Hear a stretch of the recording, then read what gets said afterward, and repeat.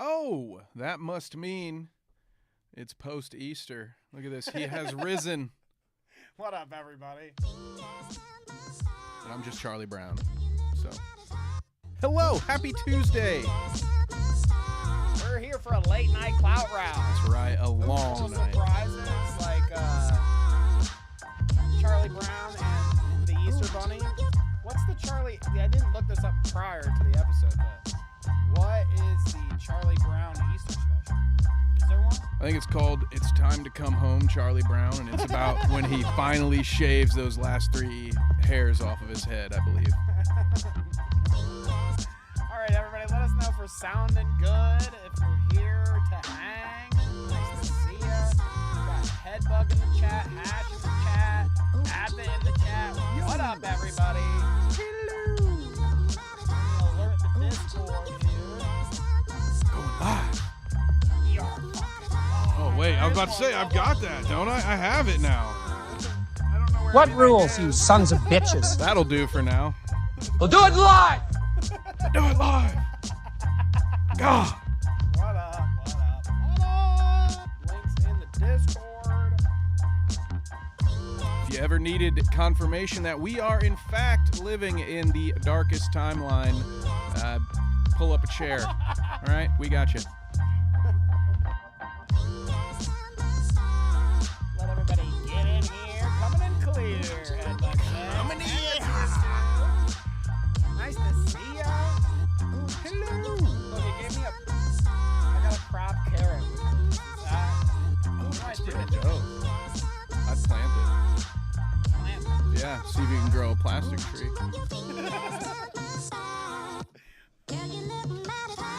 There's some Otis to start us off, folks, because this is going to be a great episode, okay? Otis responsible for making idubbbz career. I've said that That's right. before, and I'll say it again. If it weren't for that good music, that iconic music, would you even remember any of that shit? Probably the gnome fight in the sewer, but other than that, no. Completely forgettable.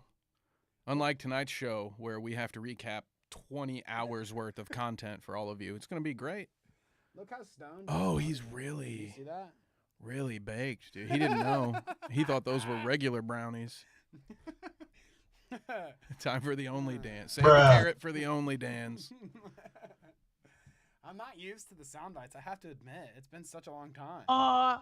Bass? Oh, I have a feeling that one's going to get used a lot. Bass? Maybe this one, too. Doinks? Woo. Lots of that tonight. I mean, honestly, I feel like we can't even... We're in for a fucking trip here. We're in for a long one. We're in for a doozy. Yeah. Okay? Me and Kevin are going to, enjoy a few with you in the chat here tonight, or you lurkers or whatever it may be. We're not going to do a halftime shout-out like usual. If there's a bathroom break switch up, we'll just do it. Yeah. And we'll keep rolling. Just going to play the video while I'm out. But I'll say at the beginning, shouts out to everybody that's here right now. Shouts out to all the lurkers. Shouts out to anybody watching. Rewatch gang. Yeah, later. I mean, shouts out to you all. We appreciate you all. And really shout out to our members. We appreciate you as well. But we've got a jam-packed episode if we want to get through this entire video. Is it me or is it kind of quiet? So we can turn her up. We can turn her up. That's the good thing. We can turn her up, folks. Not enough egg in your headphones. We got something for that. No internet until further notice. Oh, dude. Watching off the phone. The guys redoing Kang's driveway hit the cable line. That's brutal. It better not be our guys, right? I don't think they would travel, but we know a guy who does driveways, and I'm gonna ask if he messed up anybody's internet recently. Oh, I think I just broke my mic stand. What a transition! Oh, that's gonna be a lot of fun. That's gonna. How does this happen? That's gonna get used a lot. How does this happen? Dude, you were tightening it and then it just I broke tightened on it, you. and it fucking said, nah, son. Nah, son. No, that's fine. We'll get to it, okay? We'll get to it. I'll fix everything, okay? I'll fix everything. We'll fix the sound, okay? We'll come in hotter. We'll fix the, we'll fix everything, folks. We'll fix everything. Don't worry about it. Yeah. Don't worry about it at all. Including the relationship of Ethan and Ian. Which Fixing we're that here today. for tonight, okay? Yeah. With booze and other things, okay? Boo. Oh, also, yes. Yeah, that kind, too. So let's see. I'm turning me up. Turn you up just a tad there, Kevo. Ho! Okay, and then I gotta get the other Grab the other mic stand. An early break. Okay. other mic stand going before we get started here. Okay, folks, it's not a Clout Route stream if it's not fucked up somehow, right? Well, yeah, we started on time and everything. That's what we get. Did we? We should have been late. Of course we did. If anybody asks, that's exactly what happened. I'm not gonna lie. I'm pretty fucking heated. All right, so to start us off, okay, I have to admit I wasn't expecting the other day, April 12th is when it was, that when idubbbz shouted out he was doing a new content cop, a tease for a new content cop. I did not expect the result that we got, Ethan Klein here, but I thought this was an interesting way to begin the show with some quartering commentary here. Kevin, what do you think about this?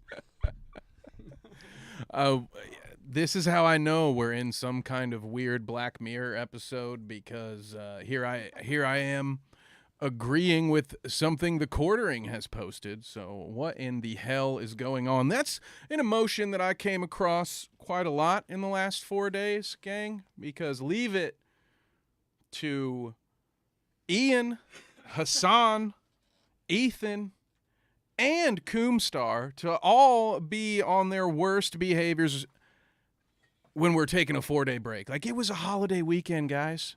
You can't, you got to drop a content cop right before Easter. That is so disrespectful. And I, for one, am beside myself with how much of my very short vacation was spent watching H3 podcasts, and wouldn't you believe it, even Hasan Piker stream clips. Like, Jesus, what has happened? What is this world coming to? Oh, I've had a weekend, gang. I've had a weekend. Why are the mental gymnastics so hard for me here? What do I have to do? You got to figure this thing. How does microphone? Everything's computer. Everything's computer, folks. Okay, so I'm going to unplug, I guess. Kino Casino hasn't covered it. No, it seems like, now I have seen some Nick Diorio clips about this, but yeah, I guess maybe I haven't seen as many videos from the usual suspects. Meanwhile, Willie Mack is beside himself, because how many views does that Destiny video even have? Like, does anybody care? Like, oh, you exposed Destiny for the 100th time. Should we be watching that? Congrats. No, I just feel bad for him. He probably put a lot of time and effort in that video, and I can't imagine anybody's paying a lot of attention to it, considering what else is going on. Poor guy. Does it ever work out for him? I feel like we've been here before, right? Like, he's been getting cucked on this Anissa shit for how long now? So. Oh, it's been a minute. It has been a minute. Come back and embarrass himself yet again.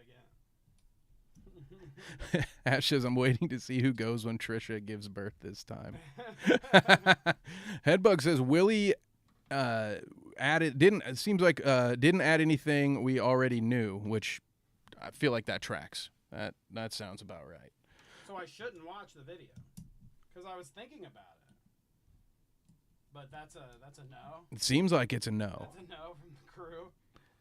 Also, shout out to the new Pope and also the newest member of the Council of Kevins. Thank you. Get in everything you want before we get into this series. We're getting right into the news. Did you guys see any of the Lolcow tryouts? Saw some clips of that.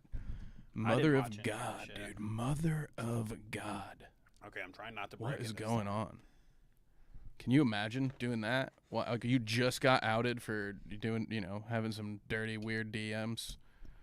Dude. At 6 a.m. Are those DMs not fucked? I mean, dude, we're not really going to be, like, I put it on the thumbnail. If we had some time to get into it, we probably won't. Can everybody hear me good? Am I back? Here's here back. yeah, man, though, just some. I can't say I'm surprised.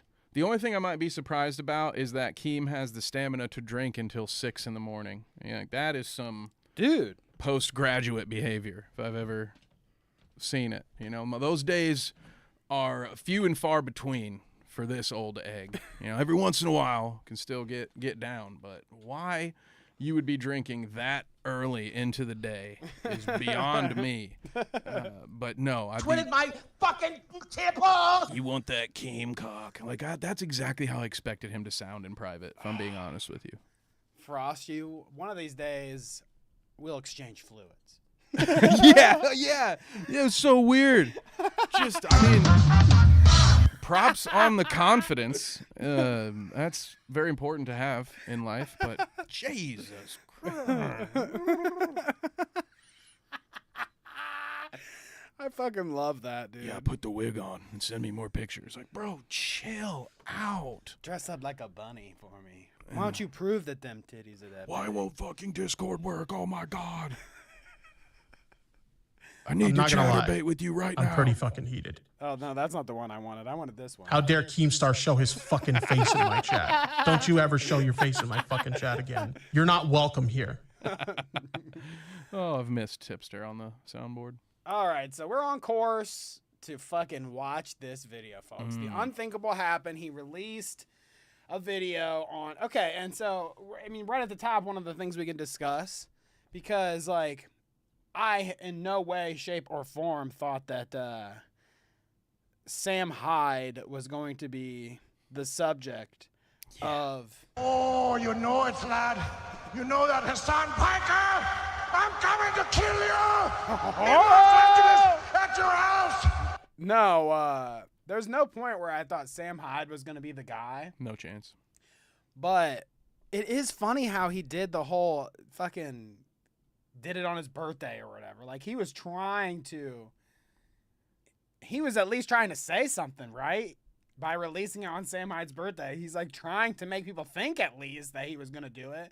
Like, Yeah, is that maybe. a low-key shot at Sam? I don't know, but... That's what it felt like to me. I'm like, oh, okay. So he's like... He's joking at it.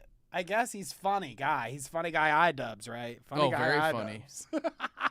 Very funny guy. We're going to see the evidence to that. I don't know. Part of me wonders if it's a coincidence, but to be fair, gang, after what I put myself through this 66-minute video, I'm not willing to give Ian the same creative credit that Danny is giving him. I think it was a coincidence. I refuse to give the creator of this video credit for having put that much thought into a joke, because we're about to see how much thought normally gets put into these jokes. So you be the judge. I think this is one of those broken clock is right twice a day situations, because as I mentioned to you in the pre-show, Danny, no way Ian has the stones to go after Sam Hyde when in many ways that horrible documentary about Sam Hyde is how we got here in the first place. He doesn't want to face that demon again. Not that I think, generally speaking, anyone should be afraid of Sam Hyde, but if I were idubbbz, I wouldn't want to approach that at all. So let's do it. Let's get into it. Ooh, good it's point. About that time, right? Headbug says maybe it's a bait and switch like rice gum. Fair. I guess he could have pulled that out from his old bag of tricks. That's right. Fair enough. So I guess he did do a similar thing. That's a good point. That's a There good you go. point. I feel like that's a good point. Headbug. I agree. Thank you. Just brilliant points in the chat. I've I mean, seen the honestly, error though, of I my didn't think ways. about that. I didn't think about that. It is kind of like the rice gum fake out, except that one was cool.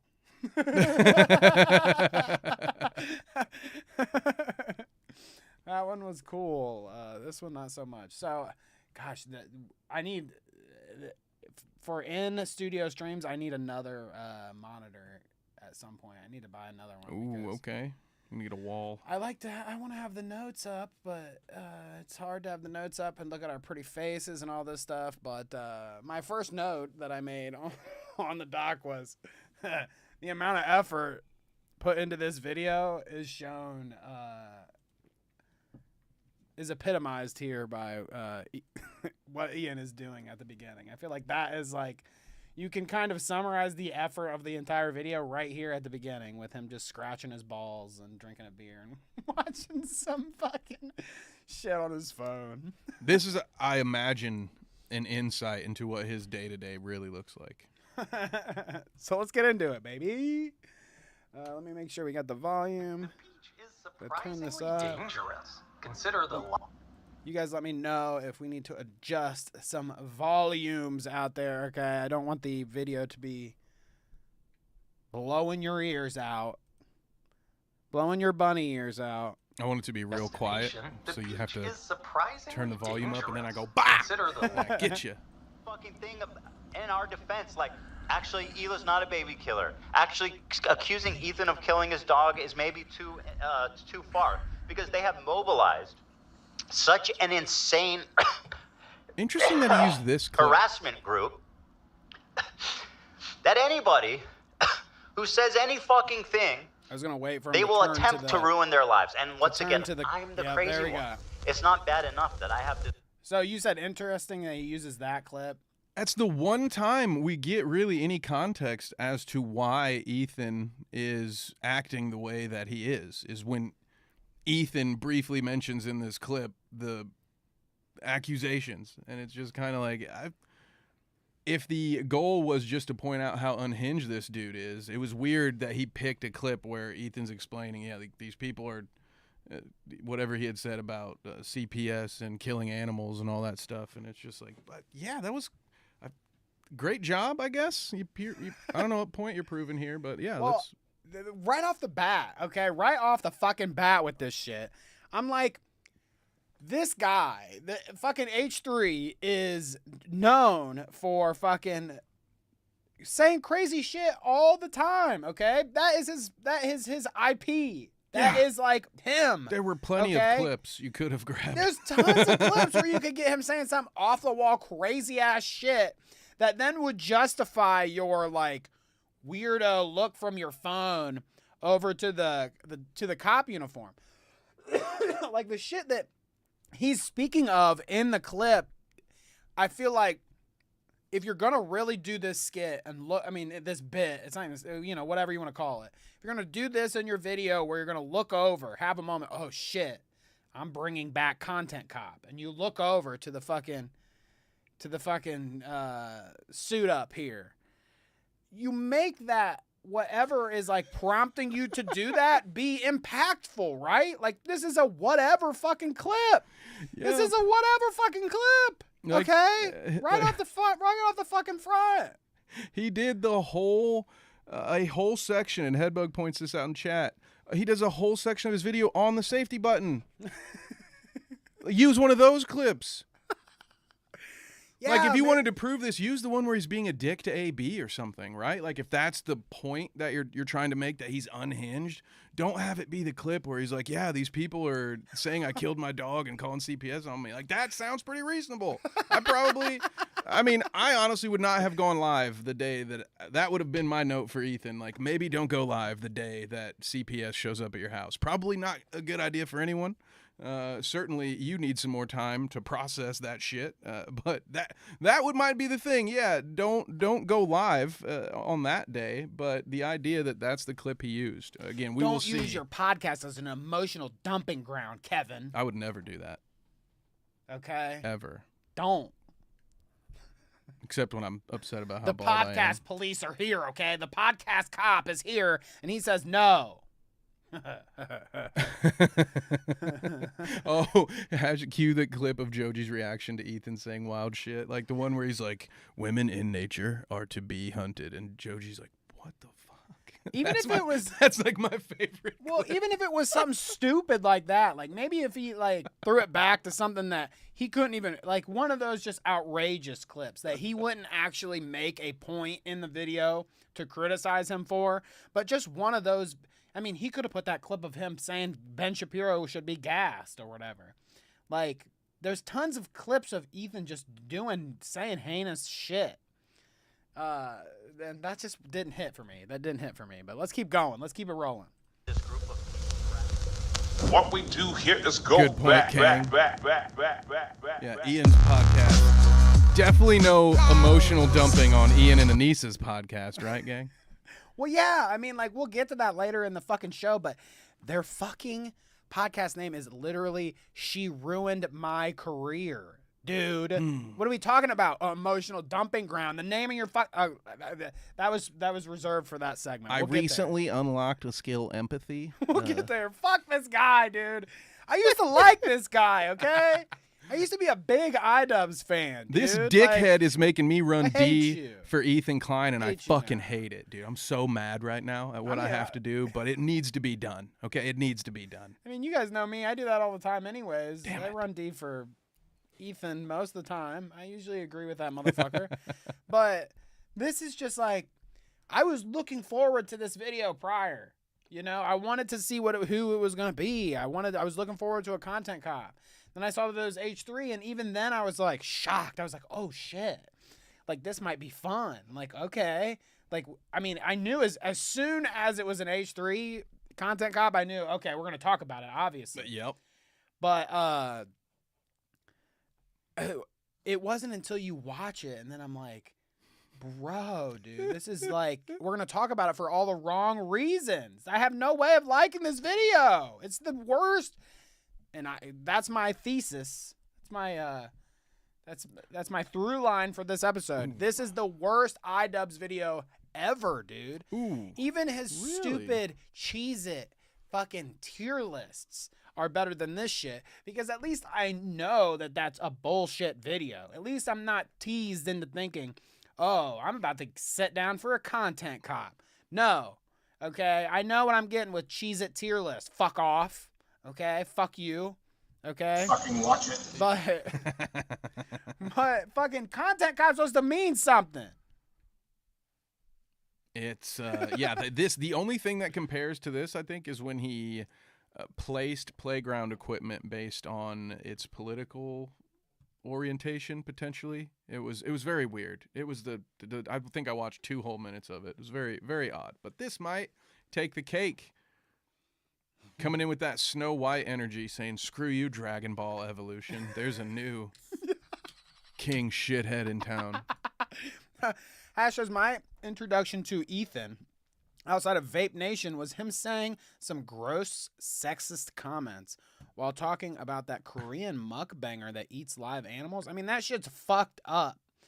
That fucking lady would like sprinkle salt on fucking squids and they'd like fucking writhe in pain. Their fucking tentacles are like flipping and flopping. No. And then she'd twirl it around on a fork and Nope, I don't like that. People die from that shit too. It'll like suction on the way Good. down and you choke to death, which should be that's your That's fate. punishment fits the That's crime, your dude. fate. You eat something alive and it chokes you to death. I fail to see the problem here, Danny. But yeah, no, that was fucked I'm up. Team Octopus on that one. But Hash says, even back then, which that's an H3 Productions video, even back then, I always kind of felt like he goes too far. Exactly. So it should be, I mean, she knew. Hash knows he goes too far, and there's tons of clips of him that she could have got probably that were better than the one that Ian decided to go with to get back on the content cop saddle there. But Came out of retirement. I'm going to burp in the entire video just like Ian does in his, dude. Ooh. It's classic. And I'll just do a French accent. It's good. I like that. Devil. Kevin, don't be a devil. I'm a rabbit. idubbbz. And then maybe we can do a Leafy at one point. Like, this is literally, okay, a 36-year-old man. Literally. Okay. He's a grown man making content. This is literally a 40-year-old man doing content cop. This is literally a 32-year-old man dressed like a rabbit watching content cop. He's literally a stoned rabbit right now.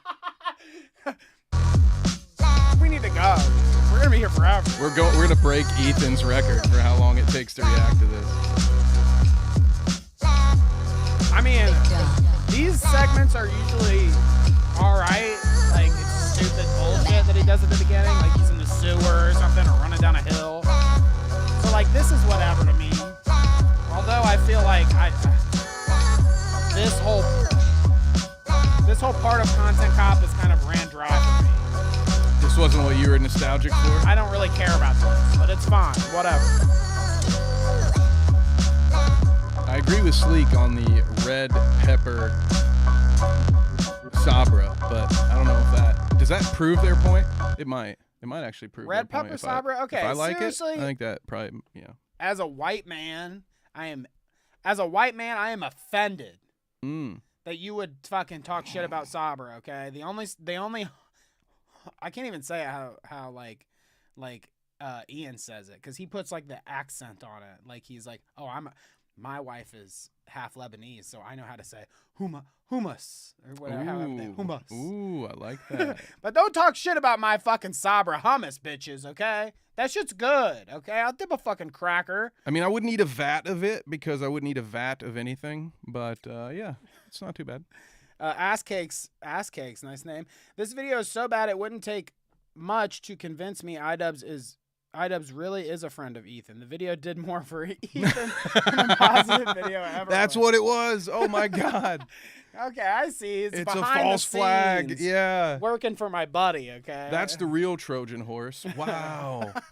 That's smart. You're onto something.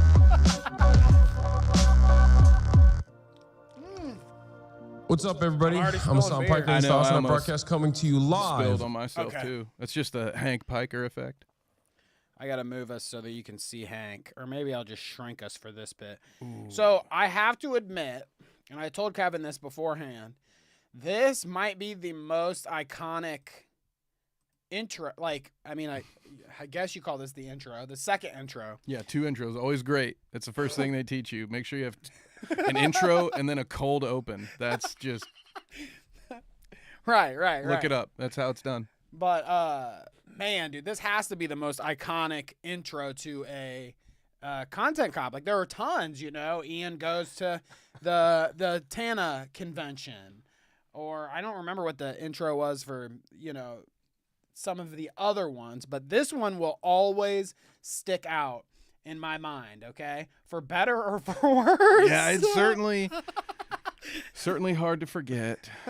One of the best intros to a Content Cop. By the way, the worst Content Cop. I'm saying it, bitch. Yeah, and Kang points out something that I agree with, so let's all keep an eye out for it. Hasan doesn't really want to do this. I think right? he's like just, he doesn't doing a participate bit. in a lot of it. Like he doesn't do any of the dancing.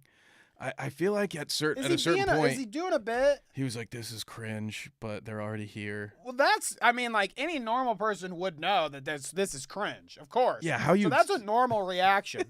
But no, I feel like he's doing like the I'm above it all Yeah. thing. And same thing with the apologies at the end, which we'll get to. He was above it. He's above this all. He's better than this, whatever the fuck. I mean, I think he fucking employed idubbbz for this, in my opinion. Like, and you know, if you've watched any of the fucking show so far of the Clout route, you know that I'm not like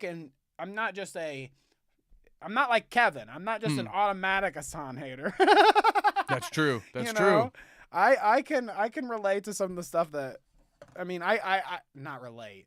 I can, some of the stuff Hasan says isn't that egregious to me, okay? Some of it. But, Ooh, I'd love to play a game where we guess which ones are not. That would be a lot of fun. But that's a different episode, gang. But this is just like, I think he made Ian, he got Ian to make the video. Ooh. And then they hashed it out to do a fucking intro here, and he's like, "Okay, yeah, I'm gonna be the hard ass. I'm above it all, okay." Yeah, and he's doing it for, if anything, if not that Hasan asked him to do it, Ian is certainly doing this video for him. Correct? Am I wrong in saying that? Because he not only is like, the intro proves it, is that it's about Hasan, but then he runs D for Hasan the whole time.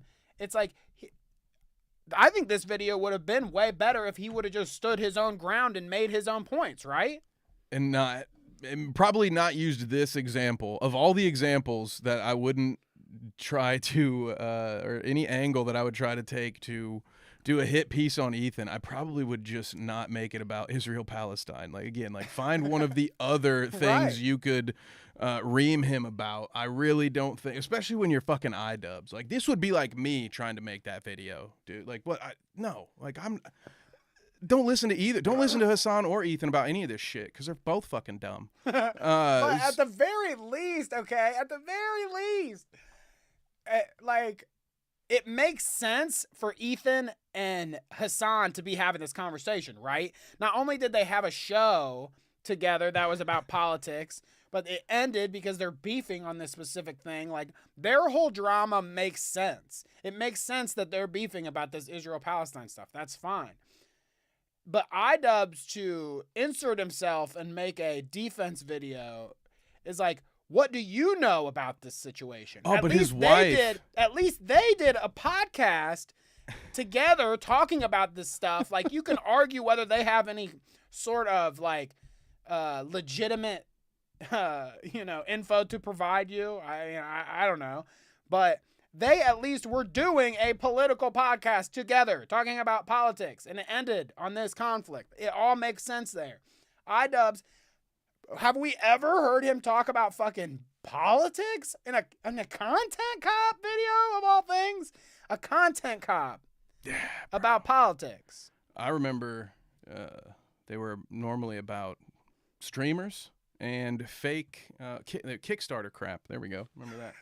No, but yeah, dude, this whole thing. I think Sleek at one point in the chat said, this is the exact moment I knew I was going to hate this video. And yeah. I do think that over the next few seconds of runtime, it really did start to say, oh, dear. Oh, no. What have we done? Says the problem with idubbbz making this video is he can't use much from Ethan's past since he's done the same stuff. Yeah, he can't say anything about N-word, F-word. That's true. Or whatever. I mean, but that, like, I don't think anybody in their right mind is bringing up that ancient stuff anyways. But you do have a good point. Like, he couldn't if he wanted to. But I think that if you make a hit piece about Ethan these days and you say, like, oh, at the beginning of his show, he said the N-word on it or whatever, it's like, all right, you just joined the cast of fucking 1 billion YouTube videos that have already made this exact same criticism.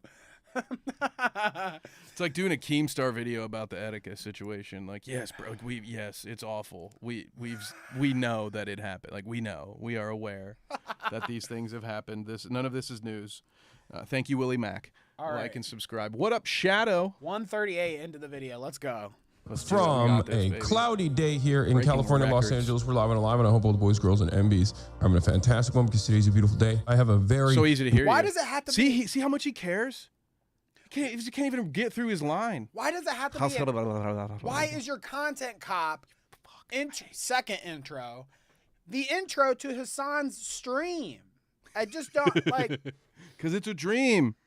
It's so stupid, though. Everything about this is so fucking stupid. Why is it? Why is it the start of Hasan's stream? Why the fuck do I care about Hasan in this, Ian? Why? You make the points. You do it. I want to hear you. It's a content cop for you that you made. God. We got to have Hasan talk about how attractive he is, or otherwise there's no point to the video. This whole intro he's about to go on is so fucking stupid. Important announcement. I've finally done it. I watched Ethan Klein's content nuke, and I'm not going to call it context puke as I normally do because shitty, stupid the reality of the matter is it was brilliant. All Nothing was out of context. Everything was correct. Dude. I am we only make very an good Islamist, fundamentalist, radical terrorist. I am a vicious anti-Semite. It's true. Most importantly, Ethan is more attractive than me, both physically and also mentally. I've been lying Hasan about everything, added that part himself, including my glasses. They're fake. He was right about that. That's not even in the content nuke. And he was right about that too. How did he know everything? How? All right, so it's about to get really cringe, okay, folks? It's about to get really cringe. So, trigger warning if you haven't seen this video 8,000 times by now. Woo. Somebody else watching it, you watching it, whatever. Wakey, Clout route. Eggs and bakey. Dude, like, I don't even understand. I get it. Okay. He's saying all this stuff. And then they're like, oh yeah, you're actually dreaming. This is a nightmare. Wake up, dude. I'm glad you get it. Just kidding. Whatever. There was an attempt. I will say that. There was an attempt. Yeah, I guess that's what he's saying. Like, it's the stupidest fucking conceptual intro to this. Like, that fucking you're so much hotter than me. My glasses aren't real. Whatever. This is like, bruh. It's not even just. I wish it was funny. At least, I wish it was funny. maybe they'll win you over here.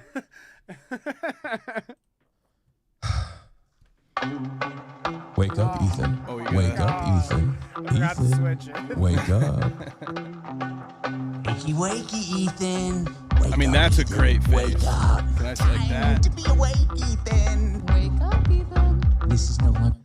Can we Look at that face. Tell me that guy shouldn't be cast as like the weird old dude working at the local gas station in like Leatherface remake. You know what I'm saying? Like the dude who's in on it, but you don't realize that he's in on it, and he's just like he's got a real. Honestly, it's kind of a Barney situation. You remember the Andy Griffith show?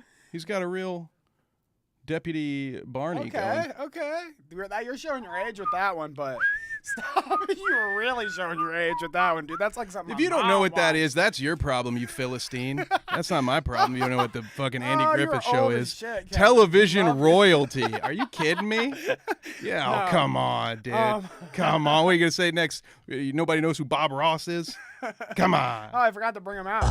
Time to be awake, Ethan. Wake up, Ethan. Can we say something about? Look, I don't give a fuck. I don't give a fuck. Twitted my fucking tip off. Okay, I don't care if your thing is to. I mean, if you're a lady and you got the things the assets to show them. More power to you. Yeah. Do your thing. Like, yeah. I'm completely fine and encourage women to do their thing. Free the nipple, okay? You know what I'm saying? Subscribe to the Only Dance. Fucking watch it. Whoopsie. But free the nipple, people. That's fine. Denims, though, every time I see a clip, every clip that we'll see in this video, every clip I see go viral on Twitter that she's talking shit about somebody, she has her big ass cleavage like center stage, dude. She always makes sure that them knocker tits are tits, I guess, right? Tits are tits. I mean, Headbut's got it right. Tits are tits, but like every time, dude. Always be selling, dude. Always be selling them tits. Tits are tits, folks. Trying to get new subscribers out here. Dream. This is a nightmare. Wake up. Ethan, the dumb bitch is telling you to wake up. I like that. Ethan, wake up. Ah!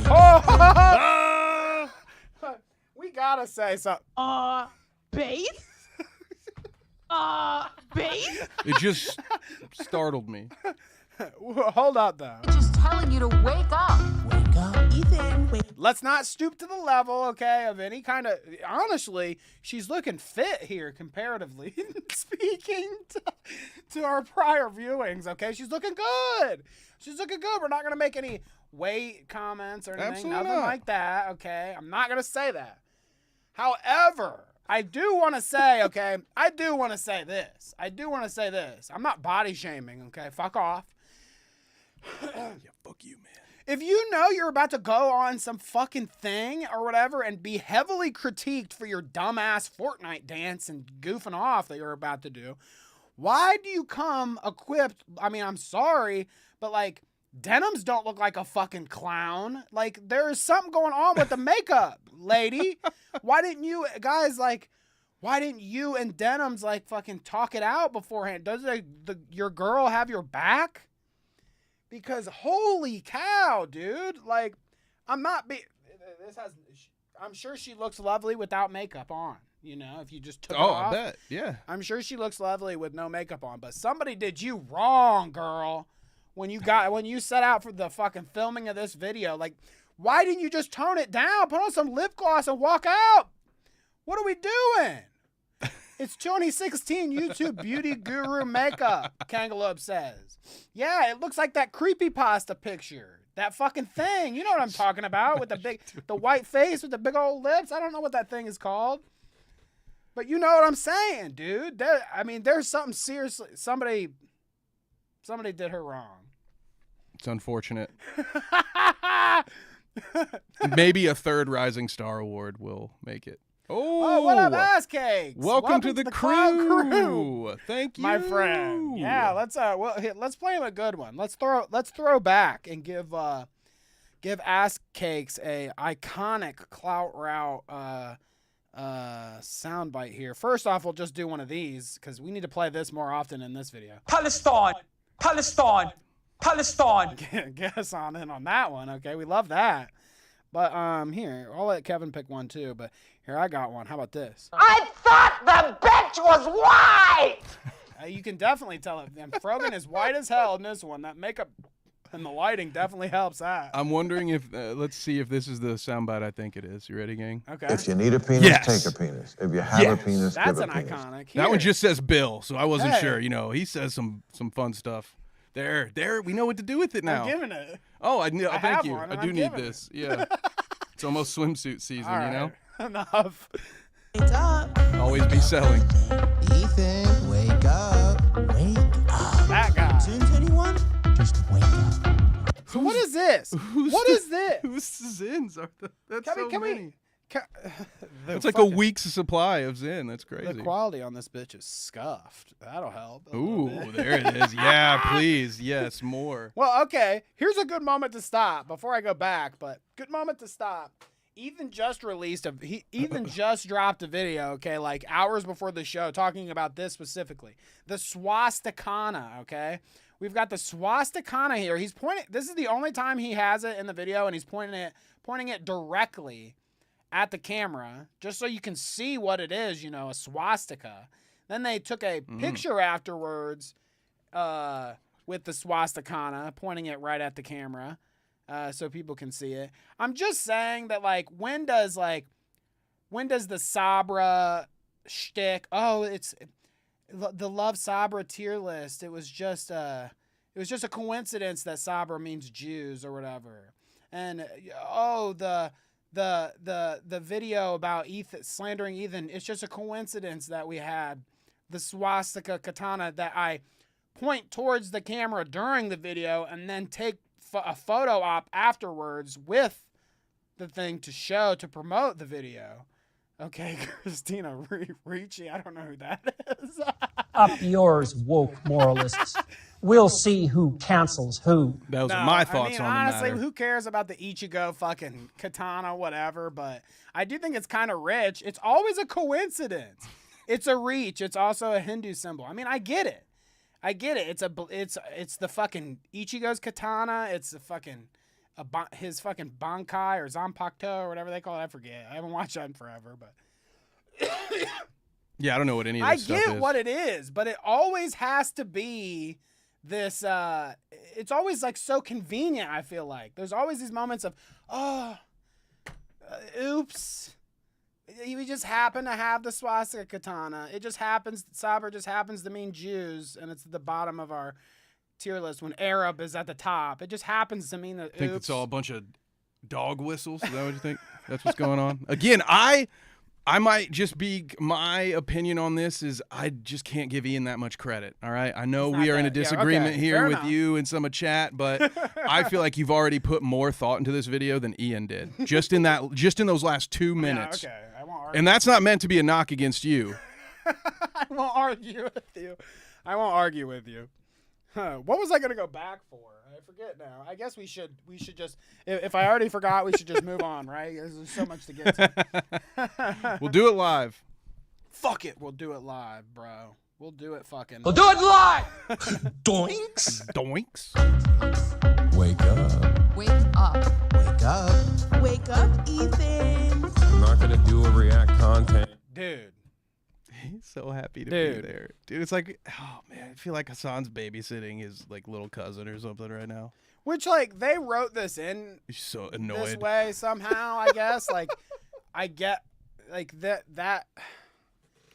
I feel kind of, like, I feel either, like, Ian's really dumb or I'm super dumb and I'm missing something. Like, I'm missing the joke here. He's taking a fat Because, L, like, they dude. clearly are making Hasan be the one that's, like, he doesn't want to be here. They wrote it in. They fucking made it this way. Why?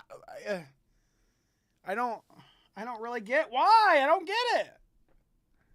Why are they all doing a Fortnite dance? I mean, that's fun. If they were all doing a Fortnite dance, it'd be better. I really wish Hasan. How much, Danny? Let's pivot for a second.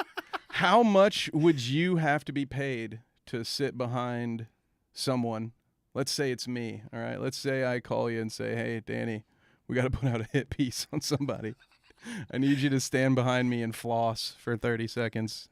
I mean, how much is that going to cost? I mean, I'd do anything for money, dude. I mean, not much. I mean, for real. True. Yeah, I'm with you there.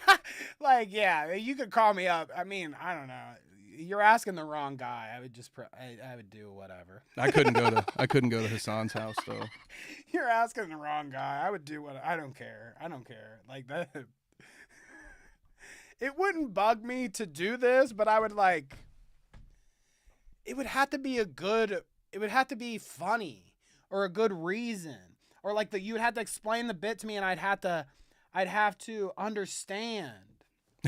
That's not what happened. Like why we're doing it. Why are we doing it? It's like funny, I guess. We're making fun of him. You're taking a big fat L or whatever, but like that's the level of sophistication, I guess.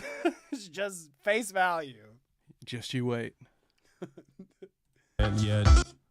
Here, I want to go back. Oh no, please no. No. Yeah. Dude, we got some 6 Zins in there. Those bad boys are strong, 6 man. That'll Zins. give you a headache. What's going on here? Ew. Coffee flavored nicotine. Is that what that says? Okay. I'm into it. Is that what that says? The ones on the right, the brown ones are coffee flavor. Ew, what the fuck? I just realized, too, that this is Fantasyland. What is that about? Best of both worlds, man. Okay, anyway. Yeah, we're going to have to move on or I'm going to throw this in myself here. Yummy, I love Sabra hummus. See, she This is did the it. best She part. said it. She said it like I couldn't say. Humas. Humas. Sabra humas. Thank you for pausing it right here. Wait, you guys like that? You guys like this one? You guys like this one? Sorry, I found that really cringy. My favorite part of this was seeing a clip of Hasan talking about this after the fact. He's like, I didn't know he did that to my microphone. So that's, I think, my favorite part is that Ian went to someone's house and they said, yeah, you can film here. And he was like, you know what? I'm going to deep throat your microphone, you rich bastard. Like, Fuck what you. does this Fuck one your have? stuff, dude. What does this have to do with it? What does this have to do with anything? Well, you couldn't say shit if you had a mouthful. This is the peak of the video for me. It's so good. What is this part, okay? What rules, you sons of bitches? I'm such a sucker. He's really getting into character here, isn't he? Oh Yeah, my you guys are right.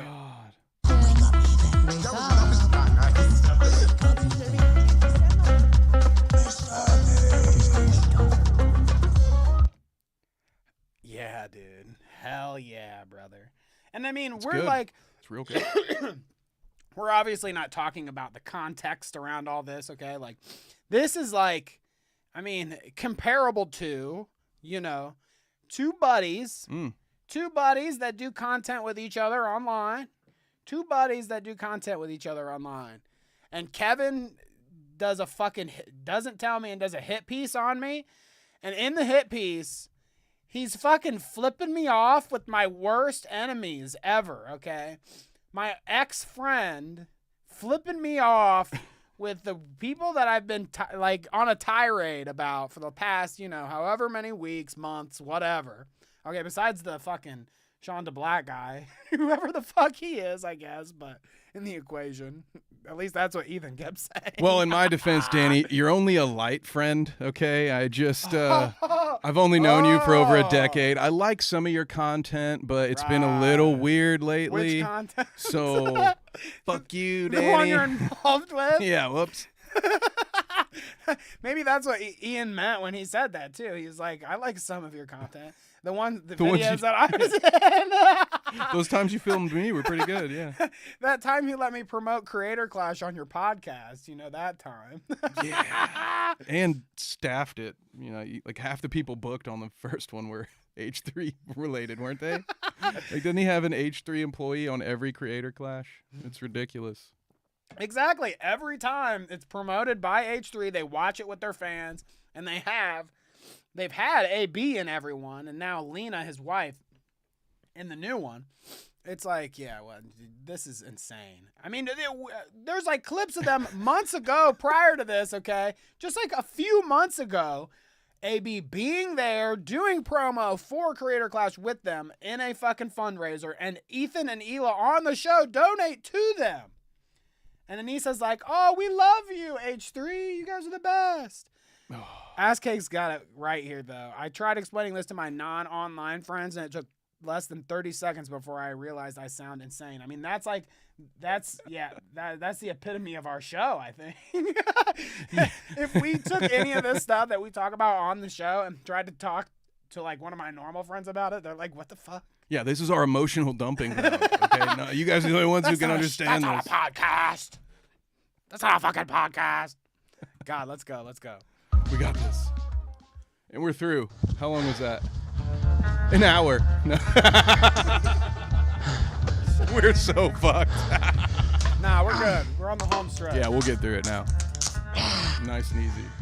All right. I didn't plan on making a content cop on H3. It sounds very stupid even saying that. H3, right? Content cop, idubbbz. Ethan Klein's out of control. And then you should do a content cop on Hasan Piker. Content cop on Sargon of Akkad. If I would imagine playing the hits in 2016, I would have been like, oh yeah, if I ever do that, it's gotta be because I lose the plot. Well, it turns out it's not me losing the plot, it's Ethan. He's the one who fucking attacked first. My good fucking friends who I stood by after all these fucking years can't find a spine to speak up. So go fuck yourself.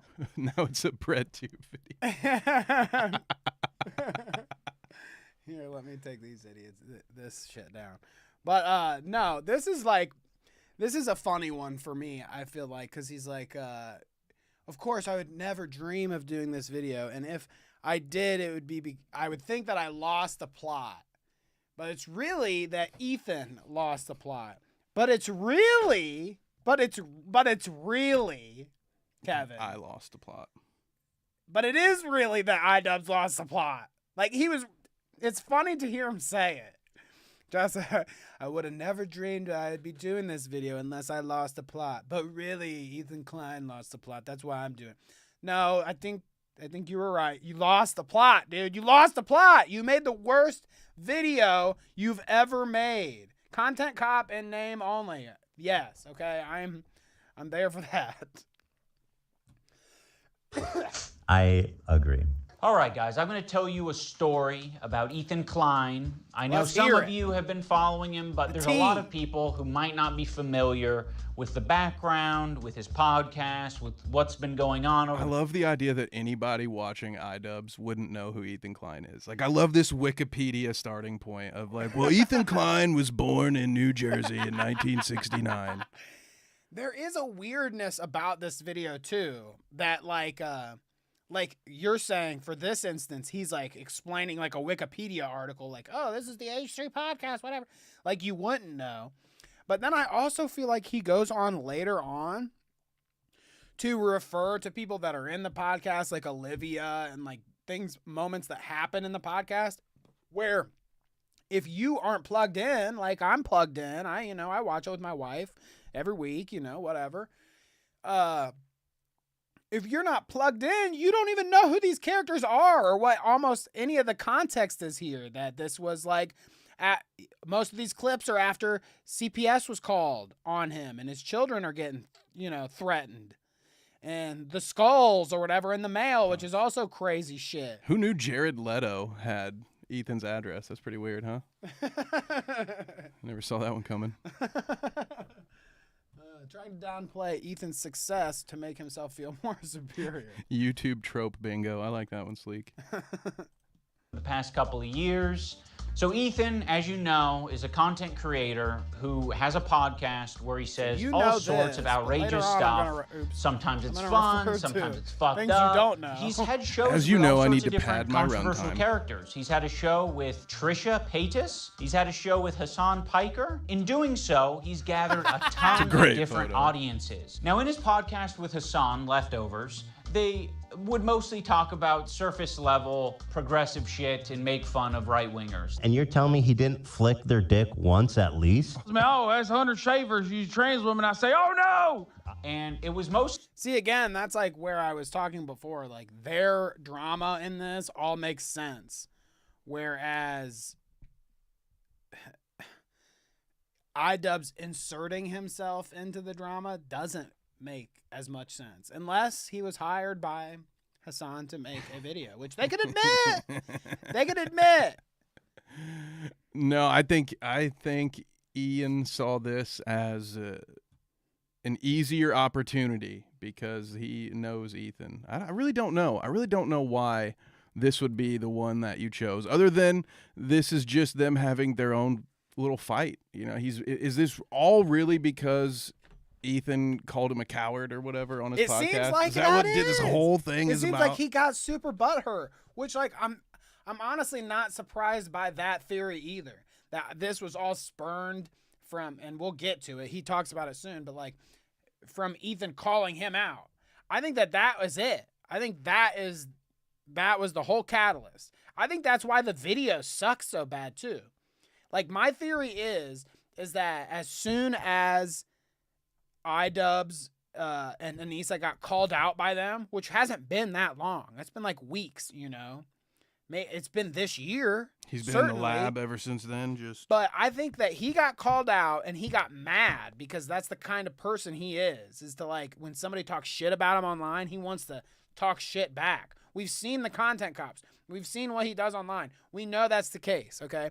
He wants to talk shit back. When Ethan was talking shit about him, he immediately went into fucking time to make a video mode, I think. For real. I think he went into fucking, okay, I got to clap back somehow. And he made the most rushed, uninspired, fucking angry, fucking bullshit video he could make. That didn't even have an ending. And by the way, while we're here, last thought before we hit play again, Ian, it's good to know that you're a viewer of the program. Those of you who are here for the first time wouldn't know this, but Danny, how many other bald guys do you know that use purple and pink lighting in their backdrop every fucking day of their life, huh? Ian? He's stealing your style. You gonna steal my style, man? And you got polo like that too, or button up like that? I do have that same shirt. Yeah. Okay. Yeah, you got it in. Let the chest hair fly. Got it in Nashville. Mostly that until they actually had to reckon with a very serious topic. I would say that Hasan was very well equipped to talk about that topic. Palestinian people living in the West Bank are subject to these horrific conditions, horrific living conditions by the state of Israel, America's greatest ally and the only democracy in the Middle East, if you ask Republicans and even liberals. Well, that's dancing. Israeli settlers are trying to evict Palestinian families in occupied East Jerusalem. The United Nations says that may be a war crime. It literally is. I was just eating the toppings. And the pizza looked like a burn victim. It was all disgusting. I don't know if you can make that joke in 2021. Dude. I think it's a good analogy. Why can't we have more image. frenemies? Ethan was not prepared for this. Come on, that was Ethan, gold. the whole time, is That's more what I of want to see. You want to see more? I want more Trisha and Ethan's dreams. Come on, man. Just one reunion show. I get their whole family's in shambles. They all hate each other now. I mean, I don't know what's going on there. They really fucked that up. Okay, maybe don't. I guess that's destiny, though, right? It's like whenever, third time could be the charm. But so far, the instance has been that if you make a podcast with Ethan Klein, you are destined to crash, burn, and hate each other afterwards. Because that's exactly what happened with Trisha, and that's exactly what happened with Hasan. They fucking hate each other now. They only talk shit about each other. And eventually this whole drama will move into like they just don't refer to each other at all mode. They don't talk about each other. They don't reference each other. None of it. I mean, that's kind of what happens with Trisha most of the time. There was a point in time in their show where they didn't even talk about Trisha because it was a taboo subject. I bet we'll see a Frenemies reunion before a Leftovers Let's reunion. go. Yes. And that's fine. You know, we don't expect Ethan to be an expert on the topic. Well, good point. I mean, good point. That's you not make wrong. a good point there. You make a pretty good point. Yeah, you know. Ethan was obviously caught in this tricky situation where he is extremely sympathetic to the Israeli cause and what's happening to them, his wife. I feel like that was fine. And even this, I'll let him speak the next line. Israeli. His wife's Israeli. He's very sympathetic to the Israeli cause. I feel like making that criticism, or at least that observation, I guess it's not a criticism, but if you made that observation, that's fine, of course. Like, yeah, okay, that's the truth. He's sympathetic. His wife's Israeli. He lived there, whatever. But then he says, "Oh, he served in the IDF. He obviously likes the state of Israel. On the other hand, she served in the IDF, so he makes sure to make this fucking point that they always make, that she was in the IDF, therefore she's evil or whatever. Yeah, dude, I heard she was she Mossad, literally bro. is. She's like a ninja. Yeah, she's fucking killing children. I heard. You ever seen the movie Black Widow? Yeah, it's actually that's a Ethan Klein. documentary about Ethan Klein's family. Yeah, you guys didn't know that? It's like they get to do this on one hand, she was in the IDF and she killed Palestinian babies or whatever. But also she is the Israeli that left Israel and came to America. Like exactly what these people would want somebody to do that lives there. Well, the people that hate Israel so much, you would expect them to appreciate when an Israeli decides to leave Israel and come to America, okay? She did that thing. She's not there anymore. She had to serve in the IDF when she was there. I mean, I don't know what people fucking want. They want it both ways. They want to be able to be able to shit on her for being in the IDF, but not acknowledge that she left Israel in the first place. Because then, you know, their point wouldn't matter as much, right? You can sell more Teddy Fresh over here than you can over there. I don't know if Teddy Fresh was a thing when they were It was always the plan. Okay, I get it. He's just got done capturing a massive progressive audience who are very politically savvy. They follow Hassan. So this is a point that I wanted you to weigh in on. Oh, yeah, very I wrote this savvy. specifically in the doc. I said, I want to know what Kevin thinks about Hassan's fans being are very especially politically savvy. Right, that's right. Yeah, of course. Just like Alex Jones's fans are very politically savvy, so long as they are talking to each other. I will say it again. I've said it before. I will never stop saying it. Hasan Piker is the Twitch version of Alex Jones, all right? He's trying to get you down that lefty Alex Jones. Down that pipeline into his propaganda. He's a nut, all right? He's a psycho. But I don't know what his audience does. I mean, I'm clearly not one of them. So I would say they're super savvy, right? Probably the smartest people alive. I mean, they listen to Hasan Piker for 8 hours a day, Danny. What could be better? What could make you more intelligent? I said before that I jive with most of his politics or whatever and blah, blah, blah. But I don't know if, like, that's a good measure. Somebody that watches Hasan is politically savvy. I mean, if politically savvy means regurgitating what the guy says, I feel like that's two different things, though, right?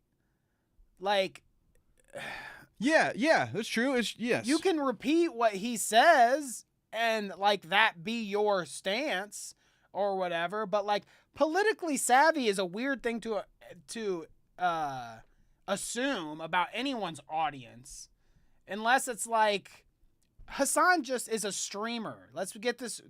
Meet this reality. Yeah. He's a political streamer, but he's a streamer on Twitch. I mean, he was just playing Assassin's Creed the other day or whatever. Yeah, we brother. can't assume that everyone watching Hasan is plugged in politically. If we were talking about like a news show, like Majority Report or fucking, I don't know, Fox News or whatever the fuck. There we go. I mean, Fox News is like, I would even say that because those are all dummies. But like, If we're talking about a specifically political show is what I'm trying to say.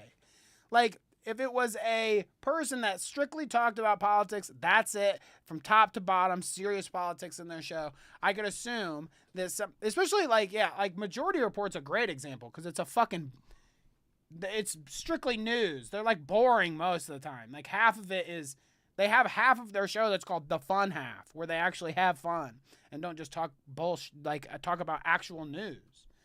But that's what I'm saying, like, you could expect those people to be politically savvy maybe, but not I can't assume that about Hasan's audience. I think that's yeah, they are consumers of political content. I would say that more so than the standard Ethan Klein audience, at least the pre-leftovers.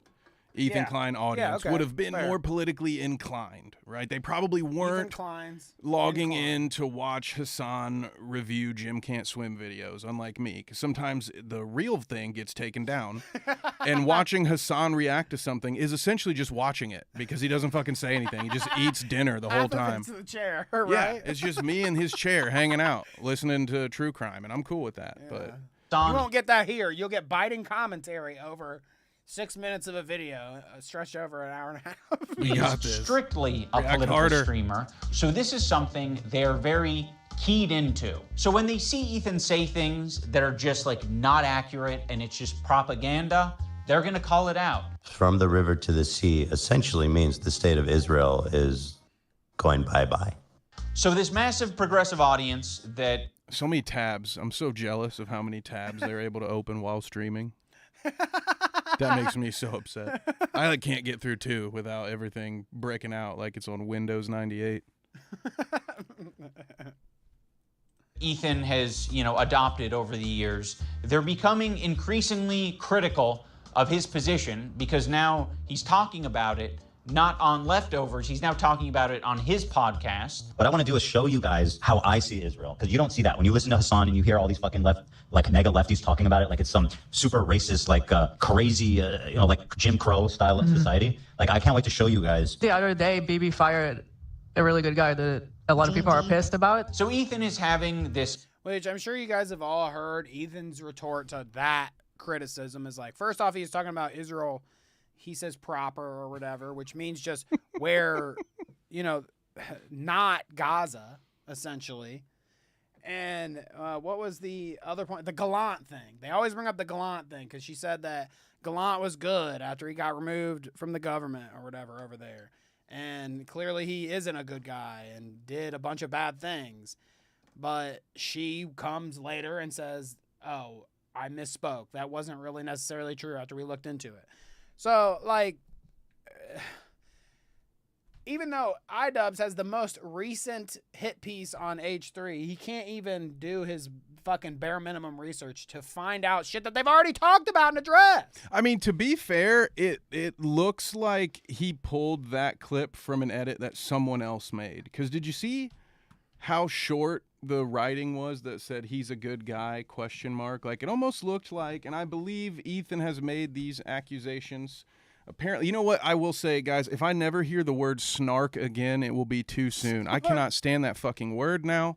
But according to Ethan, a lot of these clips that Ian provided are ripped directly from what they refer to as the snark Reddit, which I only understand about half of those words, but... The Reddit that talks trash and reports on H3 shit. Yeah. So when you see that clip, it almost looks like he took a screen cap of somebody else's edited clip and then just threw it into his video rather than pulling it from the stream itself, because it's something that he saw that he had issue with. Like, it's almost as if he just went somewhere where people have compiled a bunch of different Ethan Klein clips, and then he put those together without double checking to make sure if what he presented was accurate. And that's exactly what they accuse Ethan of doing in his stuff. I don't know what I think about that whole criticism. If you get all the context of wherever you get your clip, like, I feel like you have to do your due diligence to get context of clips. So if you find a clip that's on Twitter, okay, and it only shows a certain bit, if it's very damning a very damning bit, a very damning clip that you see, you know, if you're really going to then criticize somebody for that clip that you saw on Twitch or Twitter, then you should know the front of that clip and the back of that clip. You know what I mean? Like the context around it to be able to explain it if you're going to criticize somebody, right? Like, so I don't think necessarily that it's a bad thing if they get their clips from like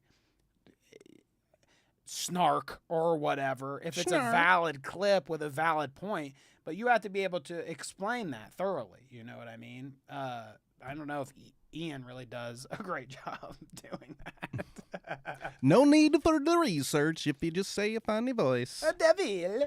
It's back and forth with his liberal audience, leftist What up, people nerd online, champs? Good to see progressive ya. content creators, Hasan, all of these different people. He's finding new people every day, basically, to get in fights with. Of all people, this guy, Matt Lieb, Frogan and Denims and all these dipshits, and everybody thinks this guy's awesome, apparently. Oh, no, he Even though he looks like Millhouse, fucking dork. Oh, that's Denims, the by the way, Millhouse was the guy. real deal in Okay. them. Yeah, you like that? Yeah, I He see does it now. kind of Millhousey. I see it now. The video. Evil, hateful fucking, and I'll say it and I'll double down on it. And people, oh, no, did I not go there? And it's all... Dude, Dan does that. Guy, like, I think I hate my job. And then while I was off work, no, not here, like my real day job. I think I hate that. And then I watch clips of Dan trying to reel Ethan in and just be like, he looks so stressed. Like, Dan looks like he hasn't slept in this century. Like, I feel so bad for that dude. The He's got a lot of work chemistry to do. there, they're like back and forth. It makes me laugh all the time. Like I think the whole concept of their show is funny. I have to admit, that's why I watch it with my wife. Like it is funny to see the unhinged dude like Ethan just go off the fucking rails. I mean, I especially like it when he goes nuts. That's the funniest bits to me. Is when he really goes deep and just goes off. And then you hear the And then it's the buttons and it's Dan and it's the rest of the crew scrambling to be like, no, this is what you mean. This is what you mean. This is what you mean. It's funny. It's funny. It is what it is. Like the whole criticism with the button in this video, when we get to there, I feel the same way for that. It's like there's something funny. Who wouldn't about want it. that Sorry. button, dude? I'm sorry. He says it. I'm He sorry. admits it. Dan is a tard wrangler. Eliminated, at least for my story, in Ethan burning bridges with people until he burned the bridge with me. Since Ethan and Hasan's falling out, I've been keeping to myself mostly. I don't have many nice things to say. Maybe if Ethan's able to get some help, maybe if he stops her. Get some help. There was something I had to pull up the dog because there was You something go talk to somebody. at this point You that I really scrub. wanted to bring up. Get some help, damn it. Maybe.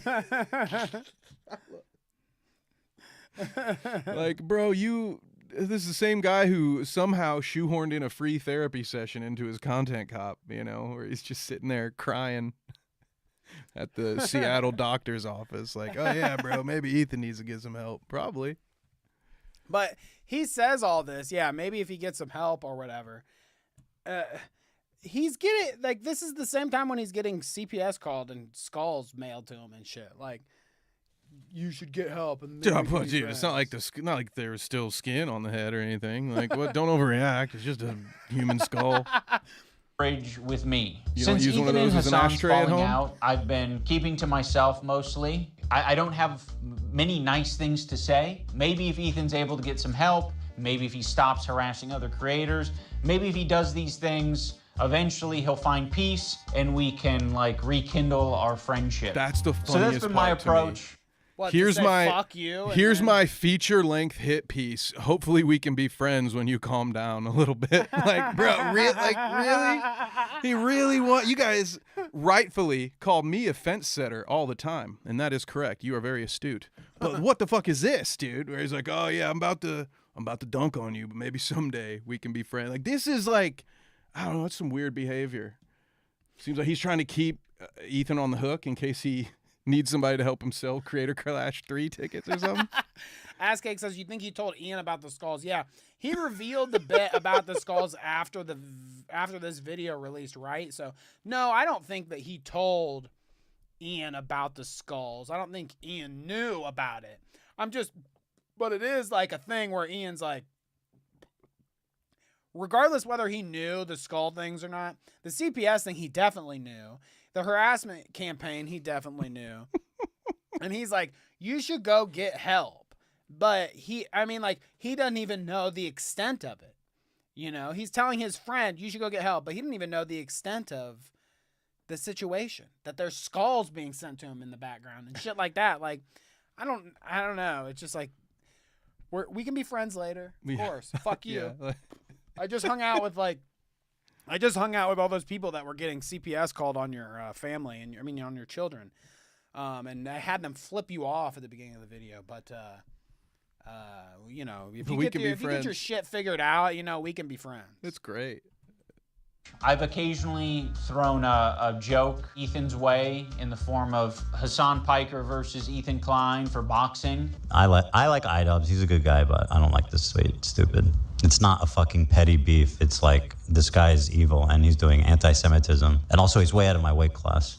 He didn't like that, but that was a good joke. I like sometimes that. you gotta just throw something out joke. there.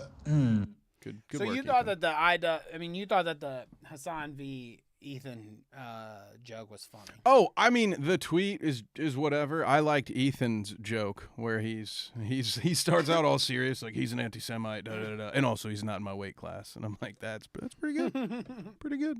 It's good. You guys know I'm a sports guy. That's a weight class. You know, so in boxing you have to be the same weight as the person you're fighting. So there you go. You're welcome. It's funny to me that he would make that joke. That's like Hasan versus Ethan in Creator Class 3, whatever, that joke. Ethan gets butthurt about it, obviously.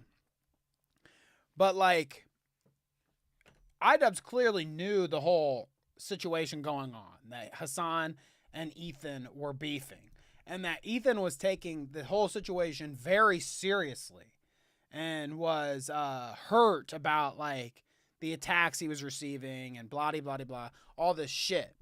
So making this tweet, Ian being Ethan's friend, knew that he would get mad. You would know that your friend would get mad, that you're trivializing a situation that they find very serious, that they're taking very serious right now. So he knew that tweet would piss Ethan off. He already had picked a side by the point that he made that tweet.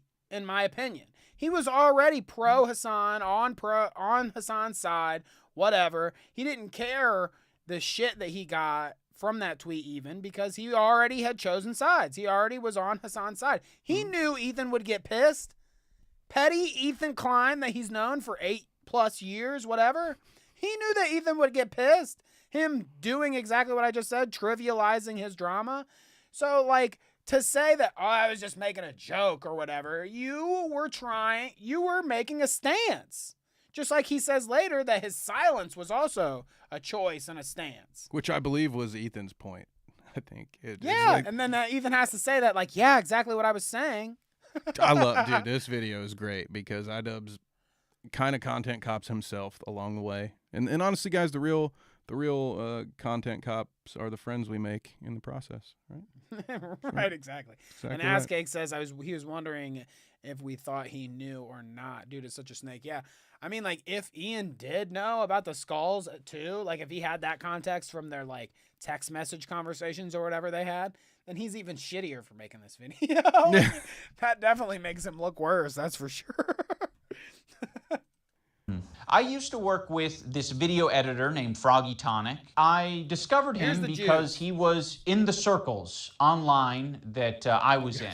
And one of those circles is an H3 fan. He watched Ethan's content, he liked Ethan's content, until he didn't like Ethan's content. There would be an occasional Froggy tweet where I'd be like, I agree with that, you know? Like, I'm not gonna endorse it, I'm not gonna retweet it or like it, but fair enough.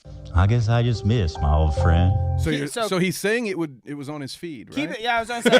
Right, exactly. Kevin knows exactly what I'm saying. Keep in mind that he admits right here that he is seeing, this is what is on my feed. I'm seeing Froggy Tonic every once in a while. I don't always agree or like or share or retweet what he says, but I definitely see it. I do the same thing with Keemstar Some tweets. wings, two bird feathered, colored. Now that brings us to February 28th of this year. Now my former editor of a year and a half ago did say some truly mean shit. He called Hila the C word. He said they're trying to kill their dog with cheddar cheese and a bunch of other shit, I'm sure. Cool. Ethan, at some point, discovers that idubbbz former editor says this horrendous shit about him and Hila. But no one's asking the question, where does Ethan get this information from? You see, it would be very obviously a problem if Ethan was discovering this content by scrolling through Twitter looking for something to upset himself with. He has maybe set it up in such a way where his employees feel the need to send him this information, and that would be horrible. They shouldn't be doing that. Okay, so this is an interesting point he makes, okay? So he says that this guy here, did he pull up They should be sending you things that are entertaining for your show that don't fucking trigger the hell out of you. Oh, no. Why Here, is there so much work being put into discovering this guy on Twitter who's barely getting any interactions, linking him to me and posting on the Reddit when there's no work being put into who the fuck is the person on the Reddit who's posting this in the first place? If you do a little bit of research... Okay, Dude so spends a lot of time on Reddit. He says he did listen to this here. Okay, he says, I did a little bit of research into the guy that was doing these posts, okay, that Ethan was looking at, that he was getting triggered by. I did a little research, okay? So listen to his research here, and then I want to show you. Something here. I've got the clip. There it is. Okay, so it's at 10:28. There is that. So keep that in mind there. It seems like it's an account whose intention is to make Ethan crash out. One of the users on the snark Reddit points this out. They're like, I've seen this account before. Okay. This account. So it says, Icarus Drowned is a lifelong Destiny fan who deleted his post history and started solely posting H3H3 Productions, blah, blah, blah. Okay. So this is his research. He found out that the guy that Ethan was reading those clips from, or reading those subreddit posts from, okay, Icarus Drowned is a Destiny fan or whatever. So people were bringing this up on Twitter, and check this out, interestingly enough. Uh-oh. I'll bring some this tweets over here.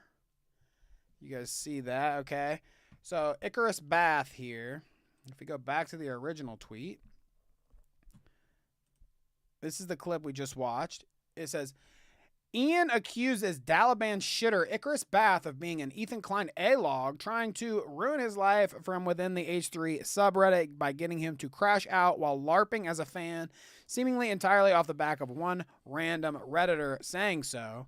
And the dude that idubbbz brings up that it is the Destiny obsessed, whatever the fuck that little message said there. Where is it? Lifelong Destiny fan, okay? Poor guy or gal or whatever. Just it isn't. Sorry to hear that. The same person, okay? The one that what Ian brings up, this Icarus guy, that's the fucking lifelong Destiny fan. It's not the same guy. He's wrong about this whole point. He says, laugh out loud, this isn't me. So like he thinks, obviously this guy thinks that the post that Icarus Drowned guy making is funny, but it's not him. I Didn't Become Icarus was previously Useless Bathhouse until 2022. Icarus Drowned was made in 2019. Dumb fucks. This is the account, the Reddit account, 2019. This is the dude that he's accusing of being that guy, the Destiny fan or whatever, and he didn't even make that name until 2022. So he was previously Useless Bathhouse before that. So essentially what I'm saying here is this whole point that Ian's making here, wrong.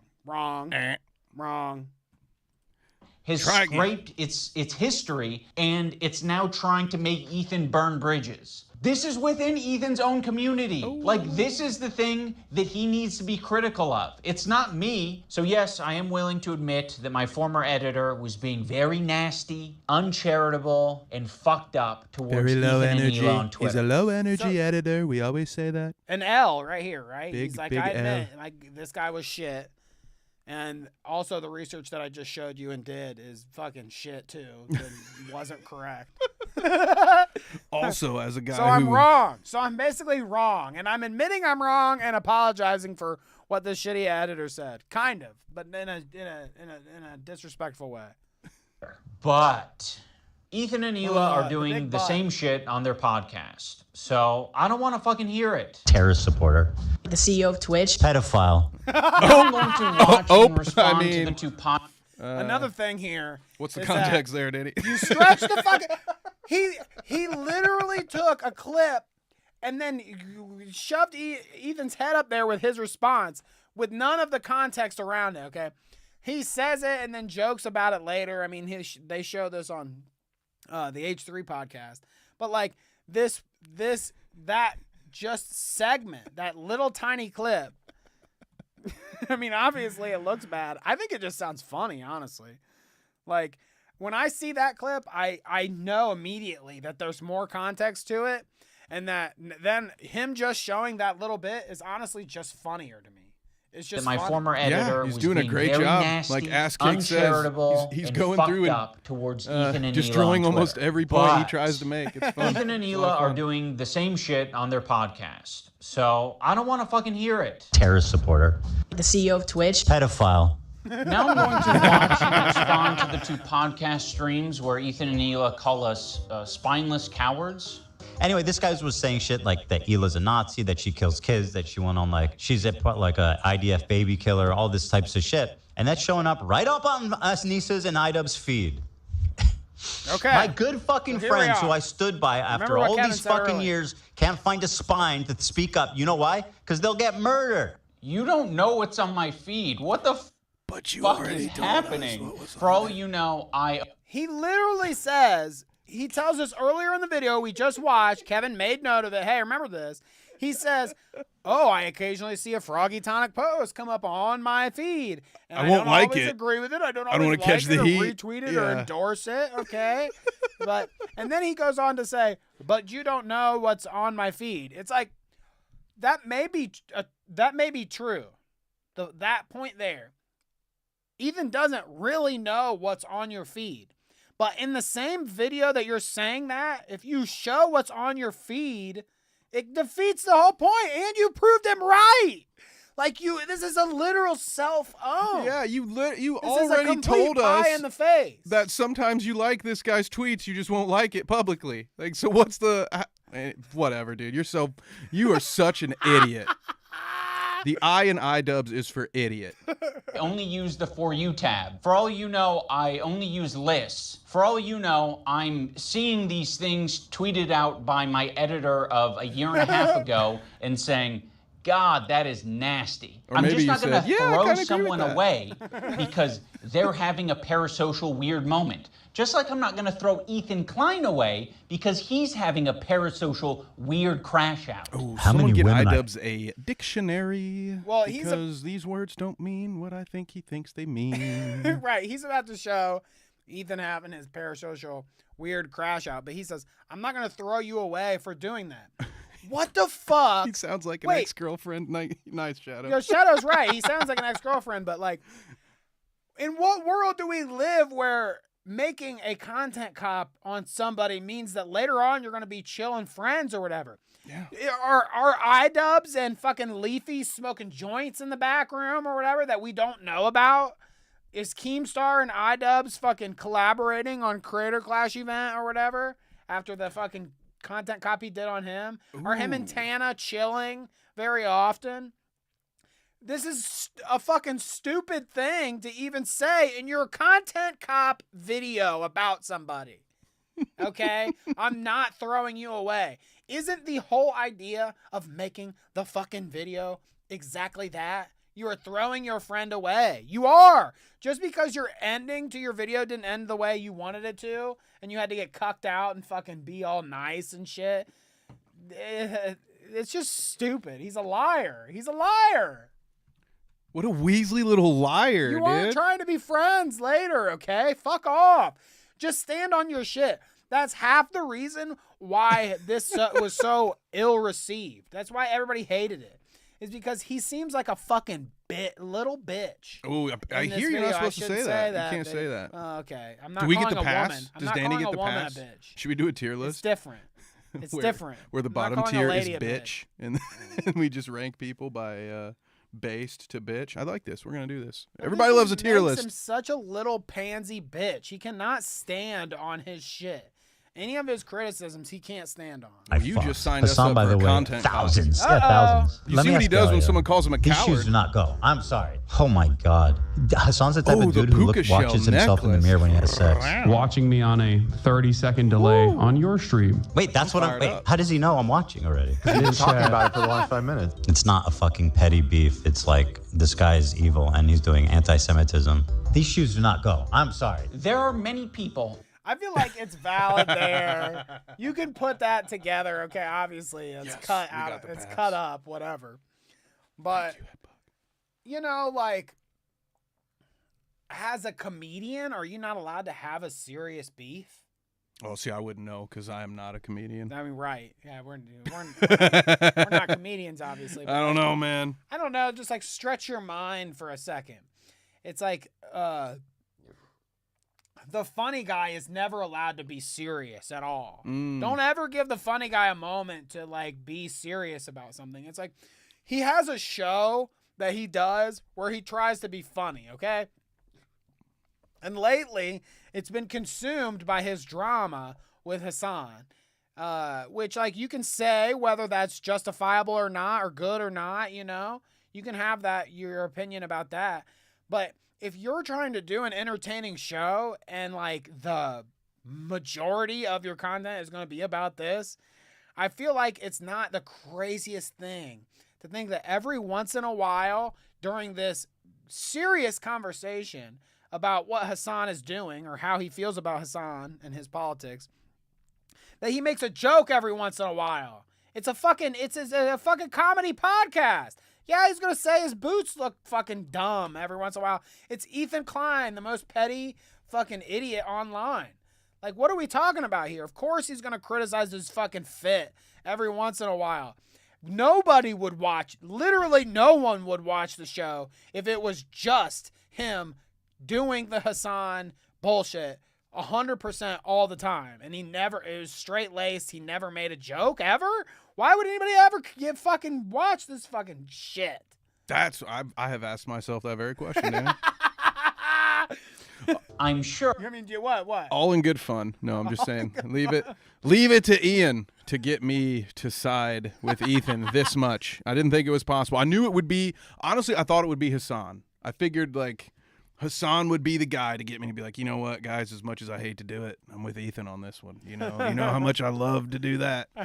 But here we are. Yeah, I just, oh my God. It's a lot of this stuff is really impacted by the fact that this dude not once mentions any of the CPS stuff. So he talks about this shit as if he's like, oh, it's not you show a clip of of Ethan saying this isn't a petty beef, this is real stuff. And then your next clip is the shoes. But at no point do you mention how CPS was called. Yeah. And it's like, that's a really big piece of this puzzle here, pal. Yeah.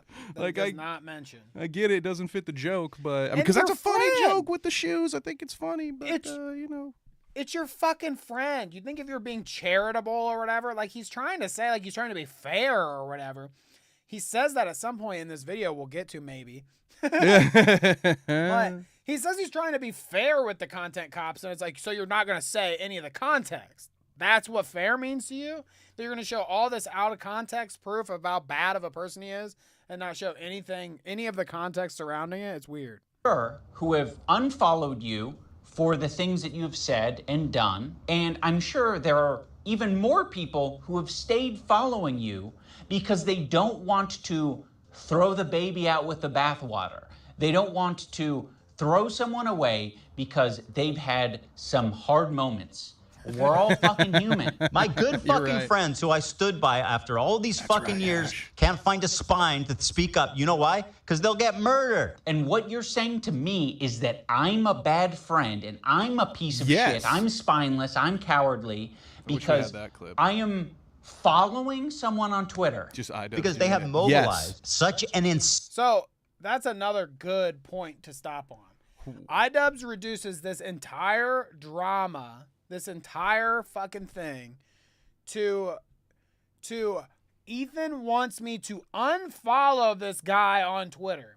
I won't unfollow this guy on Twitter. And that's why he's so upset. Ooh, unbreak my heart, dude. Like, Don't unfollow me on Twitter. Dude, I follow some of the dastardly, most disgusting freaks on Twitter, okay? I follow the Steven Crowders, the Quarterings, the fucking Kanyes, the Elon Musks. I follow every single idiot degenerate on Twitter. You know why I follow it? So that Kevin and I can come here on Sundays at 11 a.m. and tell you about all the stupid shit that I just saw in the past week, okay? I don't follow people on social media always because, some people I follow because I like their shit and I endorse what they do. But not everything that I follow is an endorsement. Why do people think that? And why do people, idubbbz isn't the only one to reduce drama to like, oh, so I shouldn't be following such and such on Twitter or on YouTube or whatever the case may be. Dude, idubbbz, he doesn't care if you follow this fuckhead. He cares that this is your former employed person talking shit about your friend, and he wants you to speak out and you won't. You're a creator that speaks out your opinion all the time, and you have nothing to say in defense of your friend. In this situation, you're quiet now. Well, you're not quiet because he fucking made a content cop. But, that's what I'm saying. Like, it has nothing to do with fucking unfollowing somebody. No one cares. I have a question for you, Danny, and I'm sorry to go off tangent, and I know we're going to block it from the screen, so I apologize to chat, but can you tell me why Ethan is preparing a glass of salt water for himself in this? Like, look, he's got just a giant... it says there's 0 calories. I would have given him the benefit of the doubt and said maybe that's just a Planner's nuts or something, but peanuts do not have 0 calories. So he's got a jar of salt next to a glass of ice water. What is that about? Someone needs to tell me this. It was it's one of those where he's like, take a pinch of salt with everything with ice. That was the bit for the day. Take that with a grain of salt. Take that with a grain of salt. Sane harassment group. It's not bad enough that I have this group of people harassing me and everyone in my life. It's that people outside of this group, right, journalists, creators, are actively participating in this gaslighting to make it seem like I'm fucking crazy. I don't know what he's getting at here. Like, yeah, people are gaslighting you. A lot of people gaslit me when I apologized. That was actually like the #1 type of harassment I got, was people gaslighting me and taking my newfound woke ideology to its extreme. I probably done and stood this guy by in praise of idubbbz. More than Listen to this guy. I've stood by them when all the internet hated them. I don't like that Ethan brought this up because it makes the relationship feel very transactional. Like, we're just meant to support each other online despite our own personal morals or principles. But I'll say this, I don't think they're fucking any friends of mine. And certainly I don't think they're any fucking friends of mine based on the text conversation I had with them too before I even talked about it. So I have nothing. Like, I don't need any fucking halfway friends, man. I thought the text conversation that I had with him was very empathetic. I basically just said, like, I know you and Hila are experiencing a ton of harassment, and I essentially empathize with that, and I think because he just there's learned how to do something that. positive to get out Remember of the conversation. He did like a whole announcement. Yeah. I have a shred of empathy now. I've learned. Yeah. I've learned as a 32-year-old adult that a shred of empathy is a good thing to have. I have developed some. But he refused Ian to is talk on struggling the to phone learn unless I was empathy. willing You to must remove publicly a say previous ability. Something about my former editor and denims. As much as you don't want halfway friends, I also don't want that kind of halfway friend. I don't want someone who's going to give me like an ultimatum to have a conversation. Could you not say? So what do you think about all this? So obviously Ethan and idubbbz differ on what a friend should do, or what a friend is obligated to do. do you think as someone's friend you have any obligation, or is there different tiers to friendships where like, you know, some you feel like, oh, we're just kind of acquaintances, we're just kind of loose friends. He's a light friend. But other light friends, but other ones have certain, you know, standards to them. Like, granted, there are some friends I have where I would never expect them to stand up for me online or something. Like, what the fuck? But if it was a frequent collaborator of mine. I'm getting put on the spot here, boys. Yeah. But this is what I'm saying. Like, if it would I tried to invent a situation that could be like relatable to us. It would be like it's not exactly this way, but imagine like James says that James, Kevin's co-host on That's right, the other egg. The other egg says that I'm like a child abuser and that I'm a shithead in some capacity or whatever. And one of the only people online that I know that could actually verify whether that is a true thing or not, or speak in my defense or whatever, is Kevin. Kevin happens to be in the middle of this situation, you know, kind of like how idubbbz feels like he is. He's in the middle of it where I see what you're doing with this anecdote. Is asking something of him and he doesn't want to do it or whatever. But like, it's just all the context matters here. If James was saying something to me about me that was like egregious and also verifiably false by you could say like, I've been to his house. I know that it's not dirty. I know that he takes care of his children or whatever. Like, I don't feel like that is a heavy expectation of me to ask of you. If you were just some guy that I knew, would I expect you to come online in my defense and make a post or a video because you're just some guy? No, I wouldn't. Like one of my random friends, I wouldn't expect that. Of course not. But my you just go into Discord, at everyone, defend me on Twitter. But my friend that is specifically a creator online, that specifically knows the other guy that's saying the shit and knows me and knows the context and can speak on the entire truth of the situation, it's like, yes, there is a little expectation there. I would be mad at Kevin if this other guy that he is friends with was shit-talking me to the extent that, like, the authorities are coming to my house to speak to me on behalf of my children or whatever. Yeah, I would expect a little modicum of fucking effort from Kevin to be like, yeah, Danny isn't a fucking freak, okay? He's a normal guy. James is wrong. I wouldn't even expect Kevin to disown James at that point. I would never associate with the guy. Me personally. James catching so many strays. I love James. We love James. We love James, by the way. But I'm just saying, in this made-up scenario that I'm inventing, like, I would never be friends with him again, whatever. I would never talk to him again or associate with him. But I realize Kevin has a different relationship with him. So if he continued on having a relationship with that guy afterwards, I couldn't be that upset about it. But I certainly could be upset if Kevin wasn't willing to stick his neck out for me when he's lying on me. You know what I mean? He's lying about me, lying on me, my family.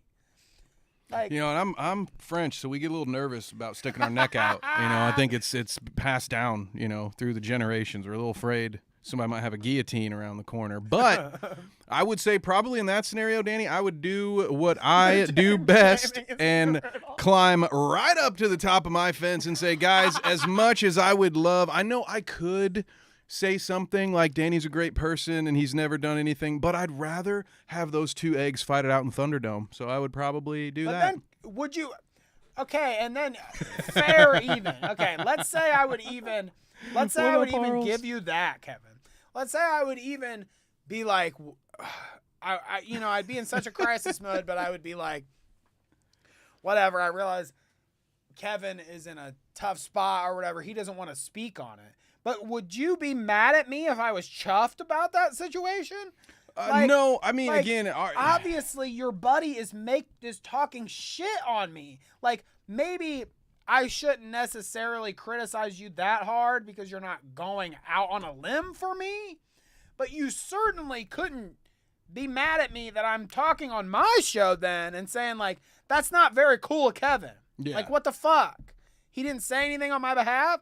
Like, I could understand you not saying anything, but I don't know why you would be mad at me for being upset that you're not saying anything, you know? Yeah, you know, this part of the video did make me laugh because when I agree with everything you said, but it was funny watching Ethan's response to this. And when he gets accused of friendships being transactional, he like gets halfway into an explanation that really makes it sound like his friendships are transactional. Yeah. And he's like, I mean, are we not allowed to have expectations of people? I'm like, dude, good save, brother. But no, I do think, generally speaking, that would be sort of an asshole thing to do, right? You gotta side with me over your other friends. But in this particular scenario, I can understand being upset when somebody is defaming you and getting the police sent to your house. Like that is a little or the above CPS, and beyond regular like expectations. Police, yeah, okay, sorry, the government. But it's like, yeah, it's like a agency is now being sent to your house to police your children. The only thing worse than the cops coming to your house is the government coming to your house. Something when this is like, imagine like one of you guys is like, Hassan actually wants to go to Israel, go to Gaza so he can strangle Israeli babies or some shit like that. I'd be like, you imagine me not saying something. You're trying to make a one-to-one comparison where there isn't one. This guy that I follow on Twitter is not in the same relationship as you and one of your current employees who is streaming with you 3 days a week. It's weird, though, because he is a former employee. Like, the guy isn't employed by him right now. But Chris is exactly right. Sticking up with your friends is not transactional. I mean, I agree. Yeah. Totally. You should. Exactly. Perfect. But no, Ian's saying here that it's the different situation. I disagree. How is it a different situation? He's comparing Ethan and his employees to Ian and a former employee. Am I right? Think so. I'll be honest with you. I get confused at what idubbbz is trying to say most of the time. A standard. I don't know. 3 hours a day for the past 10 years. At one point during the stream, Ethan... He says he's been... Also, like, they're so, like, fucked on... They have no concept of time. Ian, Ethan, both of them have no concept of time. He just said that Ethan has been working with these people on the podcast for 10 years.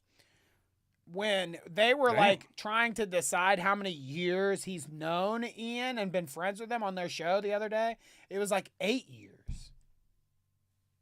Yeah, exactly. Yeah. They're all scuffed. I'm like, they don't even know any timeline. He thinks that he's been working with these people for 10 years. He hasn't even known. He hasn't even been friends with them. Yeah, I mean, he haven't known you for 10 years, dude.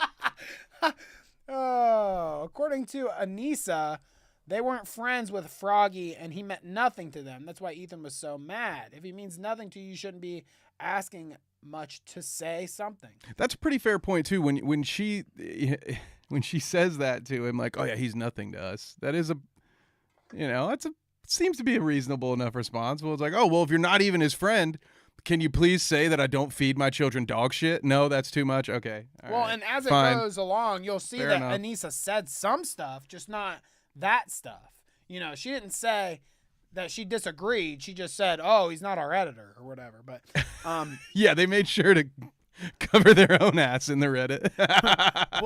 Here, this is our swap out segment. Let's go. I'm driving. Look out, gang. I'll let Kevin take over for a second, and then we'll swap out. Get your and Neela bring up Adam gang. McIntyre. Now, Adam does basically the same thing as my former editor. He's critical of Ethan and Neela, and he is sometimes uncharitable and nasty towards them. Adam McIntyre needs to just like disappear. That guy is a piece of shit, like of the lowest order. I never even stood by him when he talked bad about Trisha having a kid and called him like the spawn of Satan. He was supposedly on our side. I would never even co-sign that. I was disgusted by that statement too. I remember when he called her kid the spawn of Satan. I never said anything and like I was that. supposed to be like cheering on, but I wasn't going to cheer that on. That's disgusting. Why do you forget that he called her children, which is something we would never do, the spawn of Satan? It's disgusting. And a piece of shit of it. Which is funny because they probably, what are they talking about? Are they talking about Trisha's kid? It's just incredible who ends up being the good guys in this story. You know, it's really something. Wish her brother had married somebody they else. never made a statement. They never said that they disagree with his statements about Trisha's baby until it's useful. Like, what is it, 3 years later? Like, I mean, you're talking about it like you were aware of it at the time and that there was some amount of pressure. Made that tweet at 9/11. Or the hell, bro? Enthusiasm for you to get down with that. And what it sounds like to me is that you did see it at the time and you were like, ooh, I don't like that. And you didn't endorse it and you didn't fuck with it. Is idubbbz projecting again?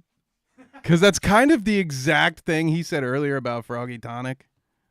He's just, I feel like a couple of times he gets caught up in projecting himself onto Ethan. Left and right, this is self-owned. I feel like they were making fun of Denims, this lady that's also in this video a couple times, for doing this self-owned thing where she just owns left and right, like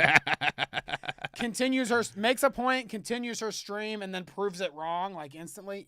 Ian does that a lot. He's pro at that. Yes. Hey, shout out to Ass Cakes. We'll see you. Thanks for coming by.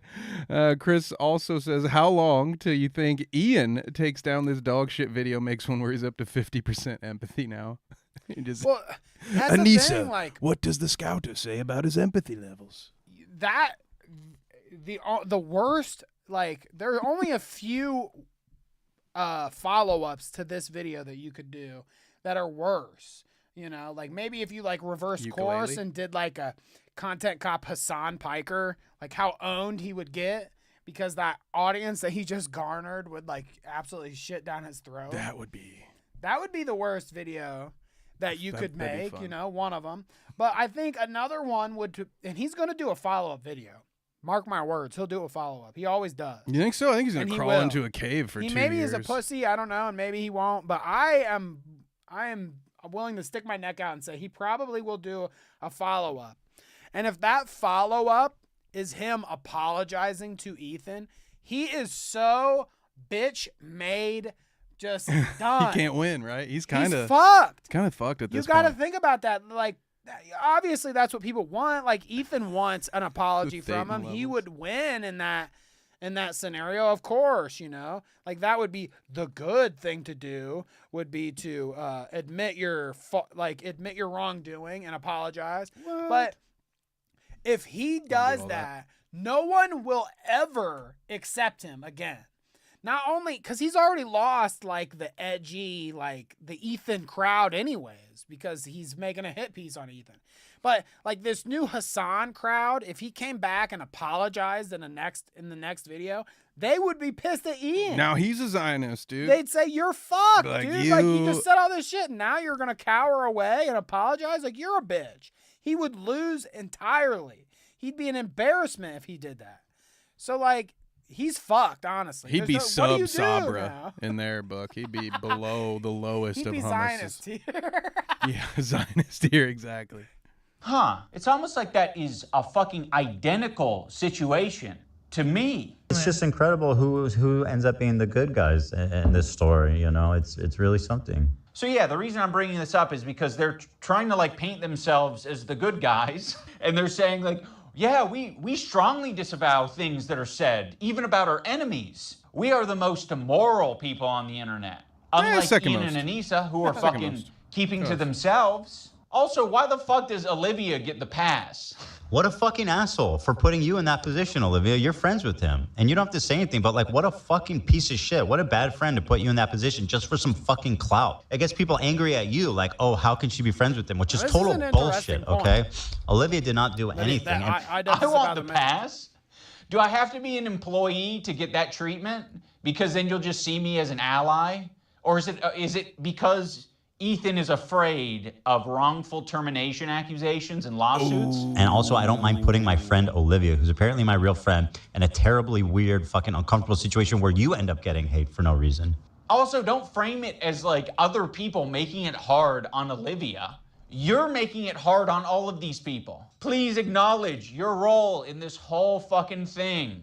Like, it's crazy how warm Ethan is to Olivia and saying how Olivia is essentially just a victim in this whole thing. It gets people angry at you. Misogyny. Like, oh, how can...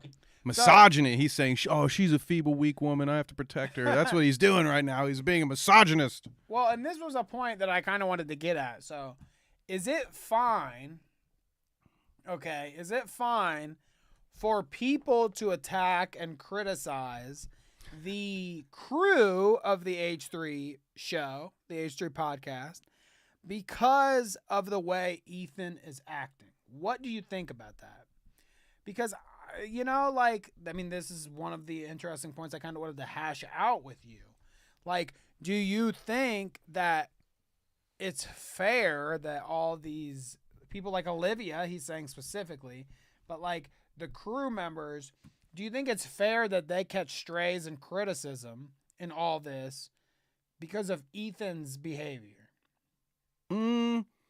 Probably not, but also I think if you work for Ethan, you probably have to understand that that's going to come with the territory. Get some flack. You're going to get some shrapnel. And if you're not willing to deal with that, which is perfectly reasonable, I probably just wouldn't work for Ethan. Or really anybody who streams themselves multiple times a week will probably there will probably be overlap with the same types of issues, but yeah, I do feel like it's a part of the job, unfortunately, that you would catch some strays and get a lot of hate just for being the producer on that show. I mean, I don't even know how many people. They got a really big staff. They got a big staff. They got a lot of. I don't understand how they can afford that, but good for you guys. They always make this comparison to like Howard Stern. Yeah, I agree, Chris. And that show, and I feel like that is kind of the vibe, and I also feel that some of the people, like Howard has had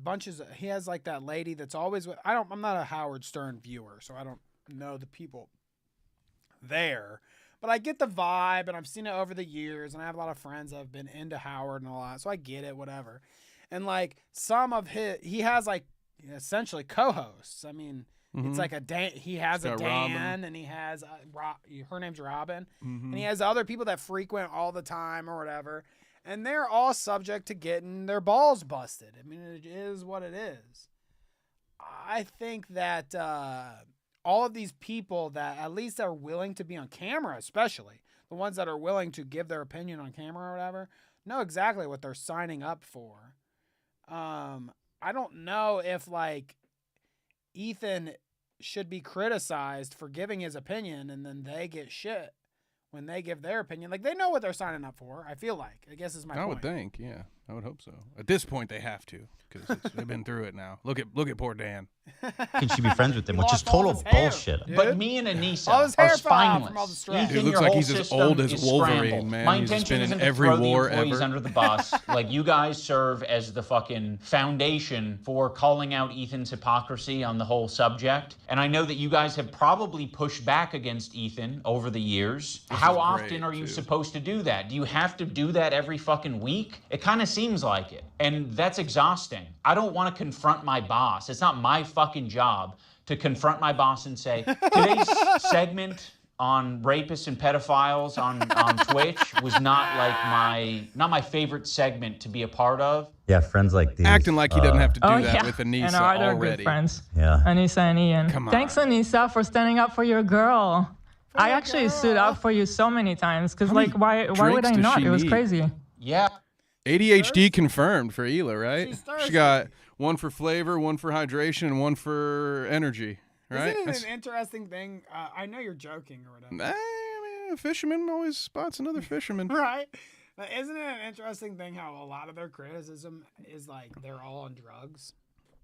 Oh, yeah. Like that Ethan's on Adderall or whatever and fucked or whatever. It's like, you guys are That's why really he's got the showing your sniffles, bro. ass that you really haven't like watched the show for very long. He's had weird tics the entire time. Don't say even I know about that stuff, and I only watch H3 when Danny makes me. It's easy to laugh and say that he's a crackhead or whatever. I mean, I get it, but we all know what the truth is. Yeah, we all know the truth that Adderall is just meth. Yeah, we all know this. Yeah, 100%.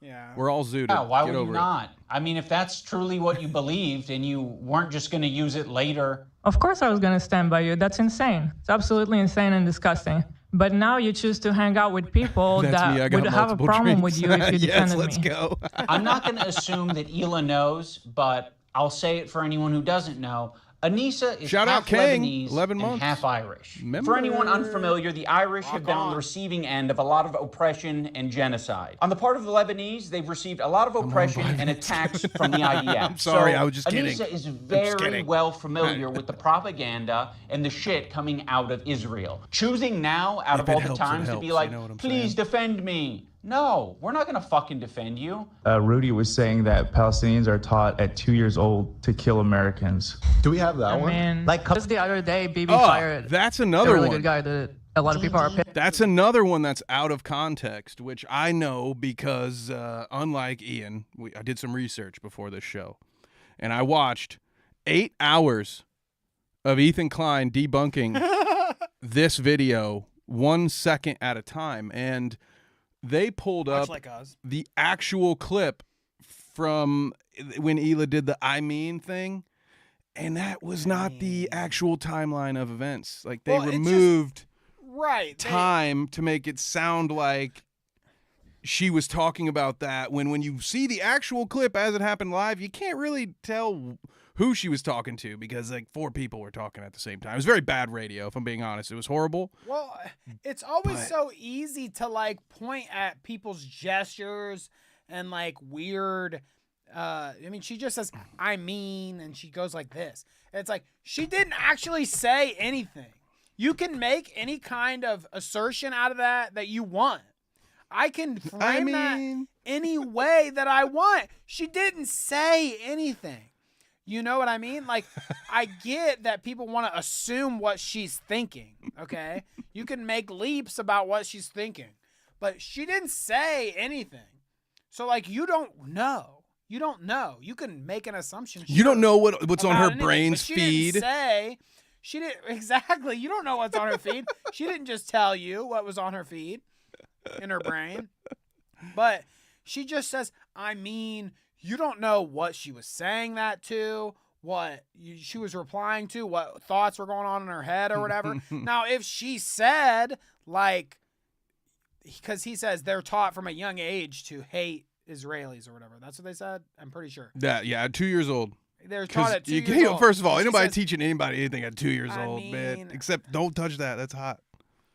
I don't know. It's just like... Don't stick your fingers in the electrical socket. Those are the kind of things that are taught to 2-year-olds. She didn't actually say anything. You can make any kind of... I mean... You can think anything about what she said. I mean, I'll let you think about what I was going to say, Danny. I'll be back. Exactly. Let's continue. We got a lot to get through. Pissed about? He looked mean. I thought he was mean just because he looked mean. No. She walks us back later. You caught us. We're not going to run to your defense when, I don't know, we follow people. We be following.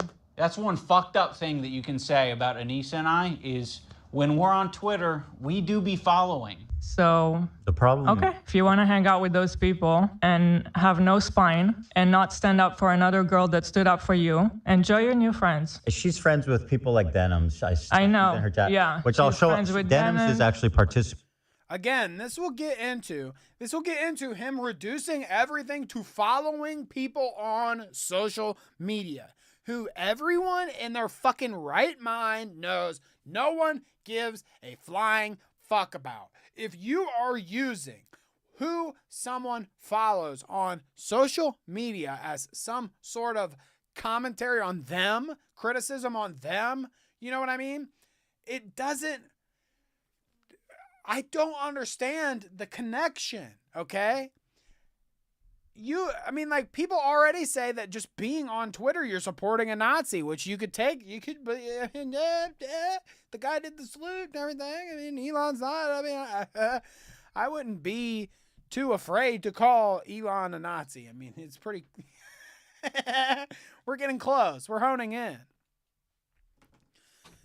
I don't know. It's just fucking Jesus. Participating in this whole child protective service lie. Yeah, which I'll and if show you're you friends with them, then you're seeing what... You could argue that just being on Twitter is bad, let alone just, like, who you follow. I don't know. I guess I didn't complete my thought there, but it's just like, it seems dumb to me. Being on Twitter is already a bad thing, and I know. I'm willingly on Twitter knowing that Elon sucks dick, and I hate him, and I talk shit about him as readily as I can.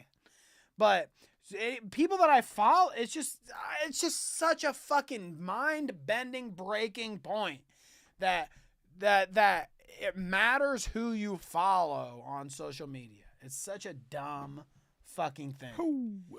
I would be totally, entirely fucked. I mean, it's not like it matters. Like, we're just a small-time fucking podcast to begin. We're just a small-time show to begin with. Like, whatever.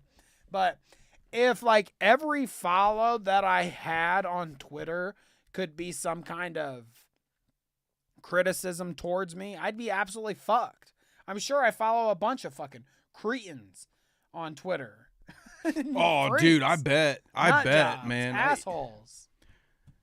I do, or at least not as much anymore, but I did a lot of sports content back in the day. So can you imagine how many different worldviews I follow on Twitter? I'm sure there's plenty of people that I disagree with on some things.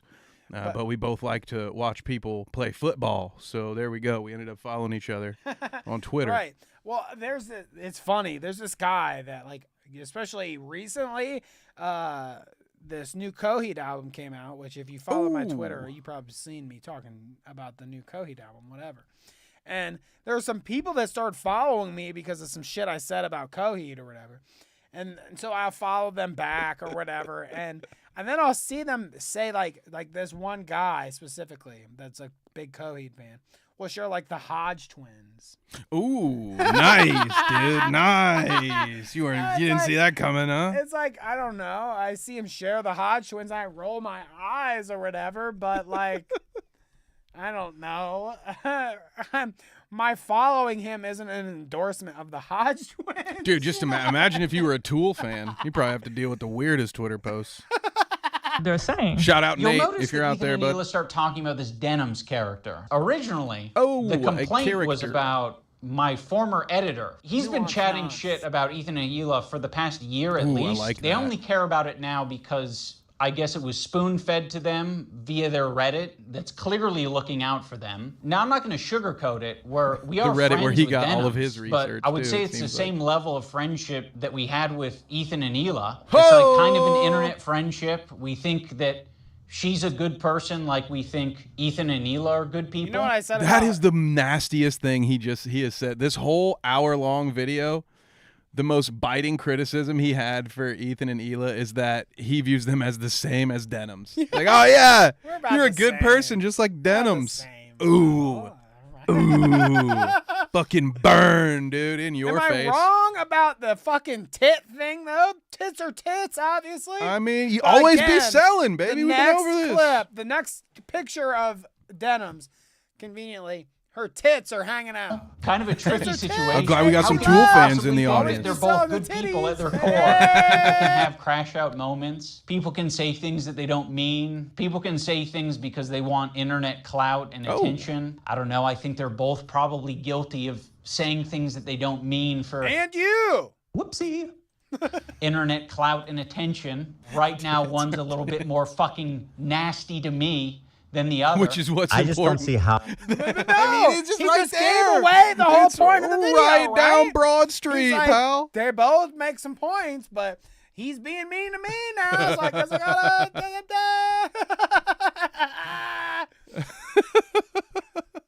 I didn't even know that, Chad. That's a true story? Denims and Destiny, huh? Gross. Get it, girl. Get it, girl. Get it, girl. Well, I mean,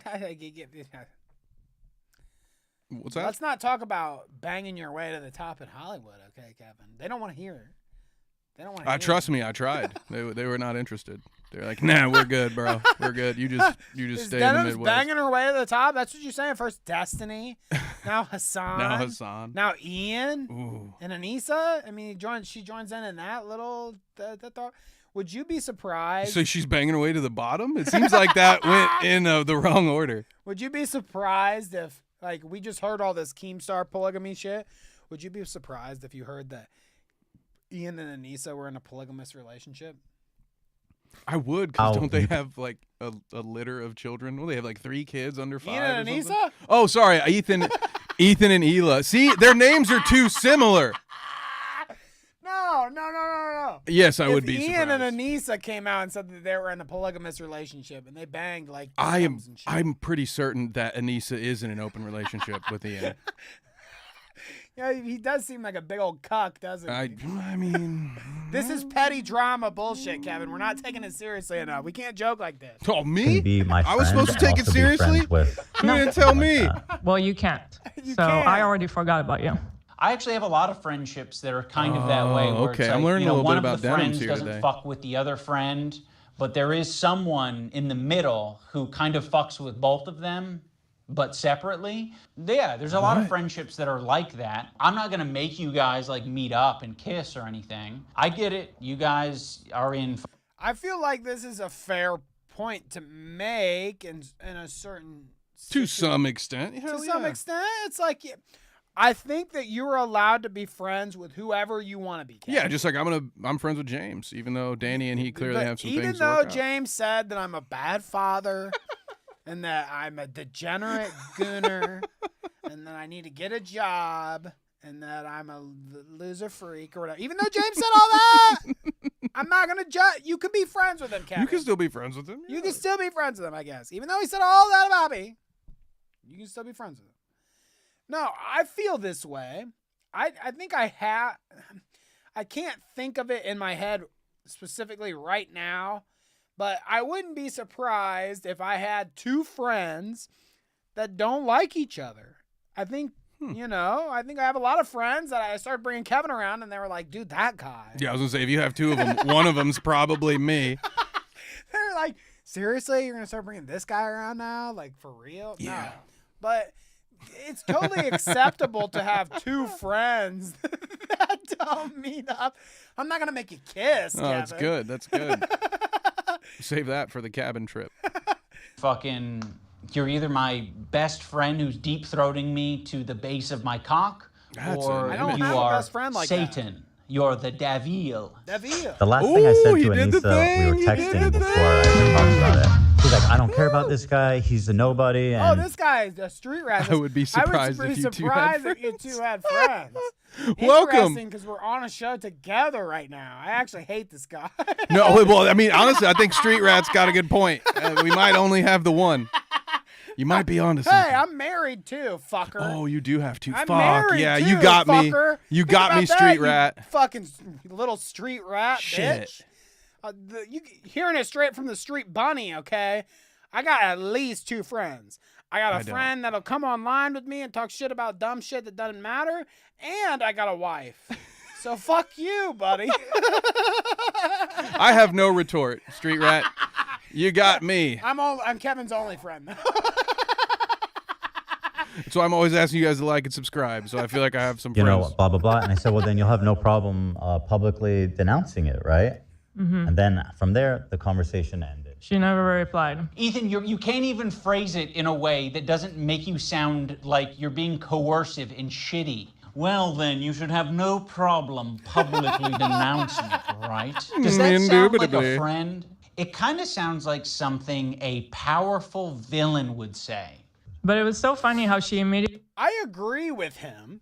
It does kind of sound like something a powerful villain would say. Sounds like something a dude at the country club would say. But if you take it all in context of what they're talking about, their friendship, everything there, again, I'll say, Kevin can agree with me or not, it's not a stretch to ask this guy, like, hey, your former employee is a fucking dickhead saying things about me. Maybe you should, like, say no, that he sucks.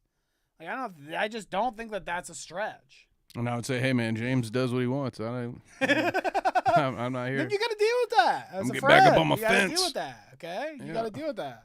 Immediately went to comment everywhere, No like on our context subreddit. allowed. She immediately had to comment like, "Oh, he doesn't work with us anymore." Then but that was it. That's all she said. But then say that you don't. Okay. Do you have anything else to say for your friends, though? One of the reasons Anissa was so quick to clarify things in your Reddit is because your Reddit was already talking about who this editor is, and they were spreading misinformation that it was our co-host on our podcast, Uncle Dane. So yeah, the last thing we wanted is this guy getting pulled into this mess, and Naturally. you guys don't give a fuck. Would it have been nicer and more... So what Ian's saying here, he doesn't want it was important for him. This guy to not right involve here. This one friend. This friend, it was important to not involve them and not get them shit on. Okay? I hold this friend in a certain regard. And we will certainly go out on a limb to make sure this friend doesn't get harassed online or nobody says any incorrect things about this friend. But when it comes to this other friend, I didn't even think about that. we're not as willing to stick our necks out for him. You're already going online to make a post, to make an assertion. Anissa on her account, okay? She's going out of her way to make a point about this guy. Why, unless you completely disagree with the premise, it shouldn't hurt you, and he's about to say it here when we watch, it shouldn't hurt you to say also that you disavow what that person's saying while you're making the point that they're not the same person as your current editor. You could also say, I also don't agree with what they're saying. You could. It's like literally a few more strokes of the keyboard to say it while you're already there saying something else.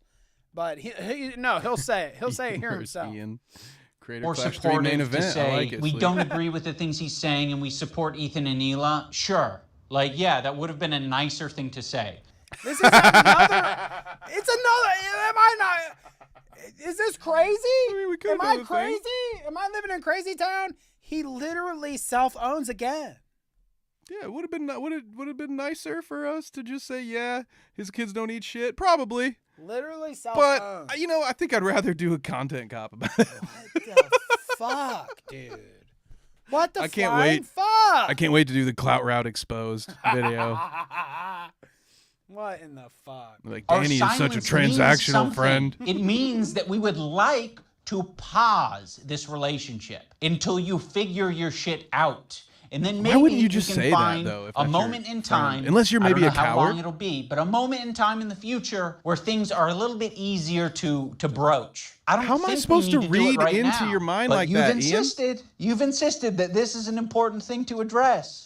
I would have been perfectly fine with you not blasting me on your Instagram story. I would have been perfectly fine with you not blasting me and my wife on your podcast twice. Well, the first time he doesn't want to see someone blast his wife. Okay. My comment section on my podcast 3,000 sorry. views a week because I prefer to not to do harassment campaigns and instead Is this talk guy about real bunny? vampire twists. Yes. Like they say correct. something like he doesn't work for Danny me, and Darko. and I strongly disagree, and I support Ethan and Hila.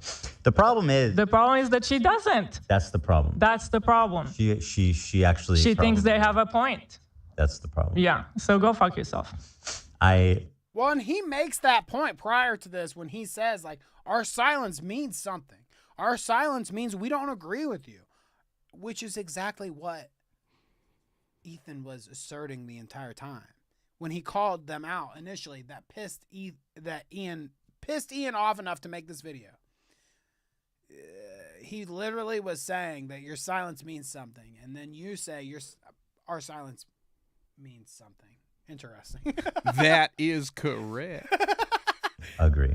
Go fuck yourself. What about your girl? This is what I'm talking about. This aggression that you're putting out into the world. What the fuck These do you two think just need we're to fight gonna it do? out. I'm with you, Sleek. You think I'm gonna fucking Get sit the- on my hands get when the you tables do this out. shit? Like, this is nasty. We had such a fair response to what you guys were going through. We don't support harassment. It's a bad thing, but it happens, and you're perpetuating it. Should I get a gold Fucking tooth? propagandist, lying scumbag, terrorist supporter. He probably sets up a mirror and jerks off watching himself. Dan KKK Clancy has a similar view on Hitler. He was talking about Hassan, Because wasn't Dan he? When that Clancy, the jerk off Nazi, thing, wasn't he? I know it. fucking anti-Semite. You can't expect other people to stop harassing you if you continue to harass people. I mean, this isn't a bad point. Yeah. You're going to get it. You're going to get it a little bit back if you dish it out. It's just like there is valid criticism and then there is invalid criticism, I guess, right? And when you're like banning an entire country off your platform and, you're banning every dissenting voice besides pro-Palestinian voices. I mean, I'm not saying necessarily that that's wrong. I'm pro-Palestinian, but you definitely land on a certain side, right? You think a certain way. I mean, I don't know. Let's think about it on a micro level. Have you ever been in a comment section and found someone to argue with? It doesn't stop. It can literally go on forever if you don't want to touch grass. I mean, yeah, this was kind of like a line, what happened today, that should never be crossed, even by like Danny, the you have to most eat this cynical, carrot. toxic people. It's going to have ramifications in terms of how I conduct myself. In terms of these fair weather friends who are, you know, so happy to be friends as long as they're getting something out of it. Ethan, that is a subscribe for more live magic. Like you're the H3 podcast, okay? There's a lot of friends of the show. There's even more fair weather friends of the show. Let's not get into this shit, okay? That is so bizarre and insulting to suggest that I was only ever being friends with you to get something out of it. No, I'm friendly with like you. Creator Clash 2 I'm a promo. light friend because it's been pleasant hanging out with you. I've enjoyed your content over the years. And as of late, it's gotten really fucking shitty. Yeah. I mean, you know, you could argue that, like, at some point in time, it wasn't transactional. And, like, he wasn't doing it for that promotion or whatever, but like, look, your only promotion for Creator Clash has been H3 both times. Just saying, no one else is watching your full program on live with their members. You know, not many other people, at least. You know, there's probably some folks on Twitch that do it too, but Ethan definitely probably the biggest crowd of people watching it on YouTube. Certainly. Okay. The biggest crowd of people watching your dumb Creator Clash event on YouTube. He's practically the only person that promoted it for you. So, like, maybe not initially Him and it was Froggy Fresh transactional, but yeah, I mean, like, you can see how, I mean, I don't know. So go That's we found it. We found the secret. We found Ian's rosebud. He hates when anyone promotes Creator Clash. He doesn't want to do it anymore, so he lashes out anytime anybody tries to promote his shitty boxing event. Because Anissa made him do it. I agree. Who else? Who else do we want to burn today? Who else do we want to burn today? You're making it so fucking obvious that this is your emotional dumping ground. It's horrible. This is not what podcasts are. There was a way to approach this to say, says the host of My Wife we Ruined My feel Career hurt podcast. by you guys not saying something. You've decided to do the extra thing and attack. Now, in fairness, I am attacking back. Yeah, you fucking Again, idiot. take a shot. You Chris says fucking self-owned fucking idiot. we have to take a shot every time he cell phones. So it looks like we'll be here till tomorrow. Damn it. I got to go back a little bit. What was he saying? Burn today. Who else do we want to burn today? You're making it so fucking obvious that this is your emotional dumping ground. It's horrible. This is not what podcasts are. There was a way to approach this to say like, we feel hurt by you guys not saying something. You've decided to do the extra thing and attack. Now, in fairness, I am attacking back. No shit, dude. So, again, didn't you just say that Ethan wasn't allowed to give feedback about people harassing because he's a harasser? And so, I mean, Ian, just shut up, dude. You are a hypocrite. A idiot and a hypocrite. For those of us keeping score at home, it's my new favorite word. Hypocrite. I you like that. Fucking hypocrite. But I feel very insulted, and I feel defensive, and I feel like I am speaking up for a lot of people who have problems with you. And a lot of look at Ian sticking up for the little guy. You dumb fuck. You dumb fucker, okay? How many people have made an H3 hit piece video, dude? It's the most popular thing to do on fucking YouTube. You fucking include some kind of criticism in the title of your video on YouTube about H3, and your video will do gangbusters, okay? What the fuck are you talking about that you are sticking up for the unheard voice when every single fucking nobody shitter on YouTube make sure that they put out their thought on Ethan Klein, okay? Like, what the fuck are you talking about, dude? There are more videos on Ethan Klein than practically, I feel like, any other fucking ongoing creator on YouTube. He's been criticized so many times from top to bottom, from big creator to small creator to everyone in the middle, dude. There's every single type of creator that has made a fucking video on Ethan Klein. What do you mean I'm speaking up for some unheard voice, dude? No, it's Looking a out for the little lie. guy. It's a fucking lie, dude. A Weasley People little who lie. have been on the receiving end of your harassment. It's so easy to be anti-racist. Everybody's anti-racist. Racism is the worst thing in the world, right? We fucking hate racists. Fuck racists. Microaggressions. The minute that they actually have to stick their neck out for somebody, the minute they have to actually risk something to put themselves in under scrutiny, to sacrifice something personally to stand up for racism, then all of a sudden it's like, hey, I don't want to get involved. And that's drama. How much do you care? I don't How do much- drama. How much do you actually care? If you're, isn't that the whole point? Like, I realize that Ethan and Hila are more scared now than they've probably ever been. I feel like anti-Semitism is a thought in their heads now more than ever. And it's not completely unjustified to be thinking about that sometimes. Wow, You guys yet are here just we are. hurt, and you're kind of like dancing around and making very like loose, poorly thought out analogies for something that doesn't even apply to us. It's like me making this video is the standing up for something, and it's... Which is, he thinks that this is some grandstanding fucking... He's really doing something here. Yeah, he cooked fighting with this. against Ethan. I do agree that this... He's about to criticize some point Ethan makes about comparison about like black people and white people and then this current drama or whatever. Honestly, I agree. This whole argument falls a little short for me, but you know, I mean, you can't get them all right. I guess. Yeah, you know, a broken clock is right twice a day, you know. He's not gonna get every point, you know. How that goes. saying, fuck you, you guys are being bad. You know, I don't think you're bad people, but you're being bad. You're behaving poorly. You're hurting people. I mean, go back to the civil rights. You think that the people who are like the white kids who are protesting with the black students, you think that they were just like not risking anything?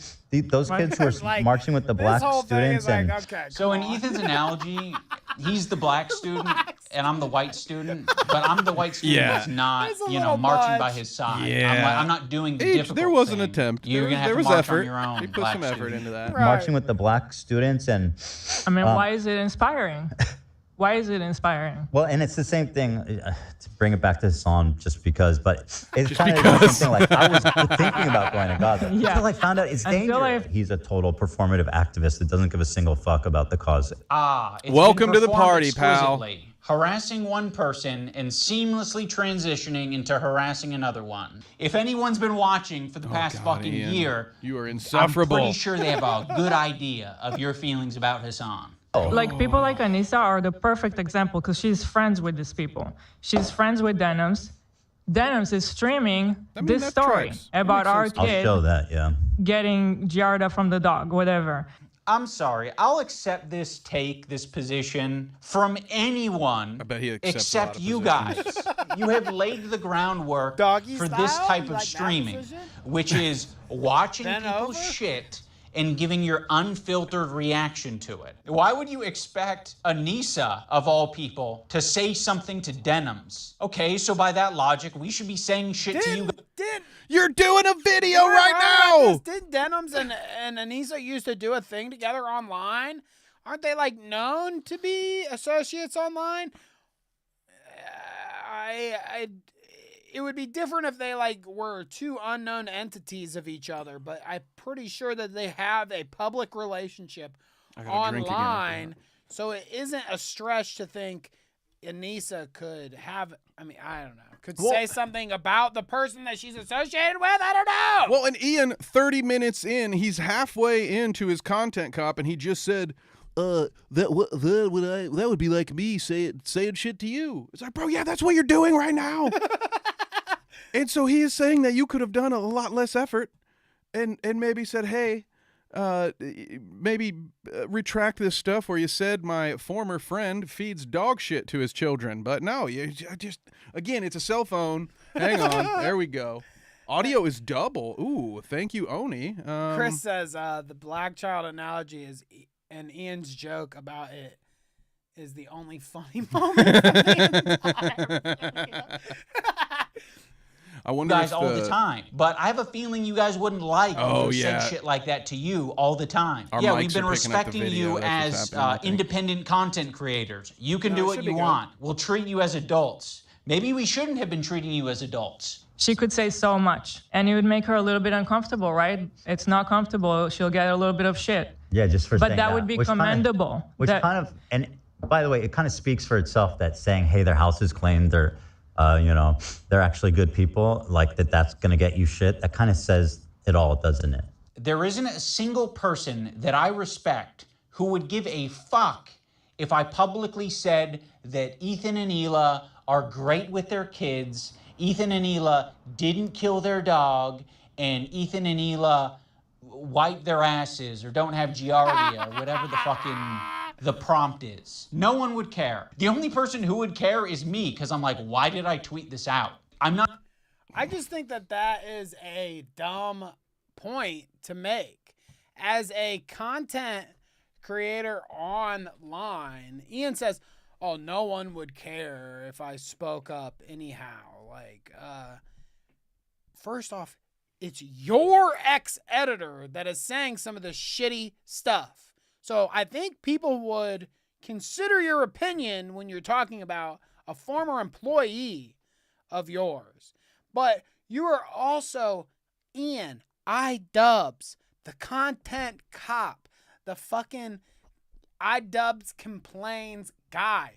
You are known online for giving your opinion about shit, okay? That is your fucking shtick. That is your thing, okay? Why would people not care about you saying this? You could say the same thing that people wouldn't care about you saying shit about Ethan. I feel like, you know? The same criticism is both ways. Oh, you don't think anybody would care about what you say about fucking Froggy Tonic. I don't think people care what you have to say about Ethan either, and you're getting shit for it now. But no, I think that is just wrong. You are the guy that gives your opinion online. People want to hear what your fucking opinion is about this situation when you'll give it on everything fucking else that goes on. When you'll give it on shit as petty as Tana Mojo saying the N-word or Leafy doing whatever the fuck, okay? Yes, people would take your opinion about what you have to say about this situation. As much as you want to fucking say that they wouldn't, you're the guy. You're the opinion guy. People fucking tune into your fucking content cop. Case in point, the 6 million views or whatever on this fucking video, dude. He used to be tweeting out because I'm not your fucking lapdog. That's why I'm not tweeting it out. I'm not saying it to my audience because I don't give a fuck. It's not my business. That's, in my opinion, doing something that's difficult and standing by your principles. That's the whole point. That's what makes standing by your principles admirable, is that it's not always easy. Why are you saying that I'm not... I mean, he's saying, Ian said it himself right there, that he doesn't give a fuck. He doesn't care that his friend Ethan is getting CPS called on him. He doesn't care that this is all going to a point beyond just internet beef and back and forth harassment online. It has ascended just bullshit Twitter posts, okay? They're literally calling government agencies to show up at his house. Not only CPS, but the FBI too, because he gets fucking skulls involved. And Dude, shit. what a bad deal. Someone sends you a skull and then you get the feds up your ass. Like, dude, fuck out of here. Why don't you go to the return to sender address and go bother them? God Standing damn. up for my principles when you don't even know what they are. I mean, get I it. love- like I we're love a the little bit government. I'm sorry past about that. directly naming me, I so we misspoke. might have gone off on a tangent. If you maybe accepted the phone call and we talked about it, you could have asked me, hey, what are your principles? And I can tell you the way I've been behaving is exactly in line with my principles. Now we're going to talk about the BDS list. We're going to start off with Frogan because obviously this is like as bad as it gets. Is this like when he tried to explain post-irony or whatever the fuck that was? Remember This that? is one of the worst opinions that he gives in the video. Like, second to the Sabra tier list or whatever. This is like one of the dumbest things that he goes on a tirade about in this thing. The boycott list. Please unfollow these creators or we can't be friends. No one gives a fuck about any of this fucking shit. He keeps going on about this. These people follow so-and-so. And this person follows so-and-so. Ethan still follows Hasan on Instagram, so he must endorse everything he says. That doesn't make any fucking sense. If you're following Frogan, that can only mean that you're Should we throw him anti-Ethan. on, like, oh, this is time not and a a good half? start. Love I don't of know the H3 podcast. if we'll make You are it following Frogan, so by that our means scheduled that you are end time. anti-Ethan. Sam, Mord Pie, friend of the show. Olivia, Ian, Daily Dose of Internet is anti-Ethan. Especially while he's just listing people. Comment etiquette. Oh shit, Asmongold's in here. It sounds funny. Asmongold follows Frogan. Yeah, no, there's more That means value you're out of this. anti-Ethan. That's fucked up. We're gonna want to avoid these creators at the top of the list, but one tier below them are the creators who associate with them. They're essentially endorsing all of their statements. You got me, you got Anissa, I think Hassan's in there. You'd think that Hasan would be on the top of the BDS list, but that's not the case. Hasan provides additional value for people. Ethan can turn a blind eye to people collaborating with Hasan because that's what he did. You gotta be the lowest of the low to be associating with the Frogans and the Denims of the world. To associate with Hasan, that just makes sense because he's famous and he's got a massive fan base. Also, Ethan still follows Hasan on Instagram, so Hasan is in his feed. And that's showing up right up on Anissa's and idubbbz feed. It's important to remember that this is a living... It's such a stupid point to make, bro. Owned. He was saying that, first off, he was saying that you see Froggy Tonic's tweets on your thing. You admitted to it. And then later on you say, you don't know what is on my feed. Like, he just keeps contradicting and owning and self-owning over and over again. It doesn't make any sense. Documents, and people can be removed or put onto it depending on how Ethan's feeling that day. You have this other got tier the of creators whole- that exist below Hasan but are still He's got anti-Ethan. Sam but Cedar's Ethan whole really doesn't staff want to on bring your that attention list. to these ones because it's kind of unpopular. You know, a lot of them are famous. It's no coincidence that Ethan stays silent when these powerful, popular men are supporting Hasan. no. It's because Ethan is a coward. He's a bitch-made coward. A I think Ethan has an bicycle unreasonable rebuild. amount of respect for these No. comedians because they have power, they're quick, and I think he knows that they don't fuck with his ideology. But he's going to keep that to himself because the last thing So that he bad wants we to can't look discover away. is that people that he respects and looks up to, they don't fuck with him. Bill Burr came on. It was like the worst. So he makes this point that these people on this list are people that Ethan looks up to and respects. Here, let me move us. Why is out it of because the they're way. comedians? He looks up to and respects and wouldn't criticize or whatever. Stavros, Jeff Wittick. Who's that really sweaty Theo guy at the Vaughn, bottom right? and then sweaty guy. I don't Who even is know. That guy is I don't so know sweaty. who the fuck. No one ever says who this is. I don't know who the fuck it is. Okay, I didn't do a reverse image search or whatever on who the fuck this guy is. Jeff Wittick is not a comedian or somebody that's in contention with Ethan, which doesn't make any sense. Rocks a mean flannel, though. I get it. I'd be jealous of that. Stavros said a thing about Ethan, which he'll show the clip. It's so funny. And then Theo Vaughn said some shit with Hasan on his show. And Ethan said Theo Vaughn sucks on Instagram. So basically, I just deconstructed each one that you're wrong about what you're saying, idubbbz, and that everything you're saying, he respects these people. He wouldn't dare say anything about them. Like, no, that's not true. But the Stavros point is so awesome to me. I love it. Let's listen. himself because the last thing that he wants to discover is that people that he respects and looks up to, they don't fuck with him. Bill Burr came on. It was like the worst fucking show. It was just horrible. That was like my lowest moment on podcast history. We talked about Bill Burr ruined my life. Bill Burr made Ethan go on Lexapro. I was prescribed it and it was in my bedside. And then it was the Bill Burr episode. Look at Mark Rebele. He's like, oh, hello. Goes on Hassan's stream and he mocks your content nuke. I actually saw a really interesting video about you, man. Shout and I don't know out that I'm even comfortable being to Ethan. I didn't know Ethan fucked with Mark Rebele like that. He just got a point with me. There you Not go. that I mean we still got a lot of ways to go, boss. But hey. But this is about to show Stavros, okay? I want to go back to before it shows the clip. It's about to show Stavros talking about the content nuke. You kind of understand that he's talking about the content nuke with the context here or whatever, you know. You get it. But he never explicitly calls Ethan out, right? He never says Ethan. He never says the Ethan video. He never says the content nuke or whatever. So, like, I think that it would be much more understandable that Ethan would bring this up in his show that shows everything he's about to say. If Stavros said, Ethan Klein fucking sucks, dude. He made this video about you and it was embarrassing. He made some kind of joke about specifically Ethan, or at least named him or said something about him specifically. Like, then I could see Ethan wanted to bring up the clip and be like, fuck this guy. But this whole thing he's about to show, Stavros doesn't even say Ethan once. Bill Burr made Ethan go on Lexapro. I was prescribed it and it was in my bedside. And then it was the Bill Burr episode. It made me finally start. When Stavros goes on Hassan's stream and he mocks your content nuke. I actually saw a really interesting video about you, man, and I don't know that I'm even comfortable being here anymore. Oh no. It really kind of shed light on you in a way. Yeah. You kind of like have leftist politics and stuff like that, and I actually feel betrayed. Yeah. And so I'm actually just here to let you know this is the last time I'm ever coming. You don't fire back because you're coping. So you're just going to tuck your tail between your legs and never mention on your podcast that mentions everything. You're bringing up some fucking connection I have on Twitter. Someone mocks you on a stream, you're not touching it. Fuck you, you're a coward. It's just his job. It's just what he does for his job. You know, he doesn't mean it. We're actually good friends. You know, he makes fun of everyone. It's not just me, right? Oh, also, I can't forget about... Do you think that's valid point, though? He says Ethan wouldn't dare to make fun of a legitimate comedian that's teasing him about his content.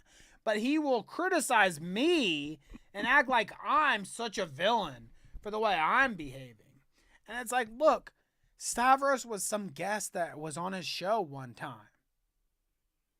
That's a comedian that he made a joke about Ethan that unless Ethan watches every stream of fucking Hassan's, he would never hear about. Stavros doesn't even mention that it's him that he's speaking on. Yeah, he just says, I saw a video about you. Right. Like, how would you catch, if he says H3 podcast, then you catch it. You know what I'm saying? But you have to be very plugged in to even get this joke. I just feel like the whole thing was underhanded. That's where it's like the fact that Ian never brings to mind why it is that Ethan is so upset about these things that these people have done. He tries to make these one-to-one comparisons, and they're absolute dog shit. But also, Sleek, I would say Ethan does get points for gravy. You know, I didn't realize Ethan had this whole like Adam 22 thing going on, but with good musicians. I didn't know that. I'll have to. Hopefully they don't bang afterwards. But Matt Lieb. Matt Lieb is in this like middle tier. His valuable association is Red and Link. So Red and Link conveniently are also in this category of popular and powerful men who Ethan does not want to burn bridges with. Although he's sniffing around. This guy Matt Lieb, he works for Good Mythical Morning. Of all people, this guy Matt Lieb, who apparently is a producer for Good Mythical Morning. Well, this guy works for Good Mythical Morning, acting like he's wholesome, and he's bringing on somebody that wants to kill my wife, or in a video game. And I think he should be fired, frankly. And I hope he is fired. He's pathetic, and he interviewed a fucking basically a terrorist. I think Ethan only respects power right now, which is one of the reasons I made this video in the first place, is because you're so powerful. He thinks a lot of these other creators that he's gone out of his way to attack, he thinks that they're weak, and he thinks they're a target that he can bully, he can manipulate, he can send lawsuits to, and I want him to know that we're not going to be bullied. You're being a piece of shit. Who is we? So here's the button. How did you become a part of who is he suing you?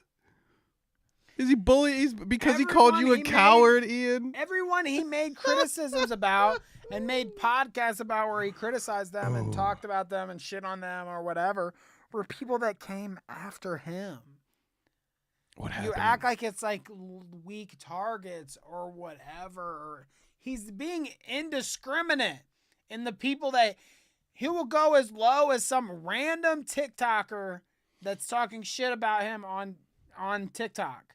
Some random lady that's just saying his children should be scooped up by CPS or whatever. Like, I just feel like he's not being. He's getting everybody. He's giving everybody a taste. Am I right? Like, he's going. He's not just going after weak creators that he thinks he can get a one-up on. He's going after You've got a video and you got an audio. We're hitting both. To go after him. Oops, I accidentally. Oh, it's time for the button segment. Oh, boy. The button segment. Okay, so let's watch. Let's do it.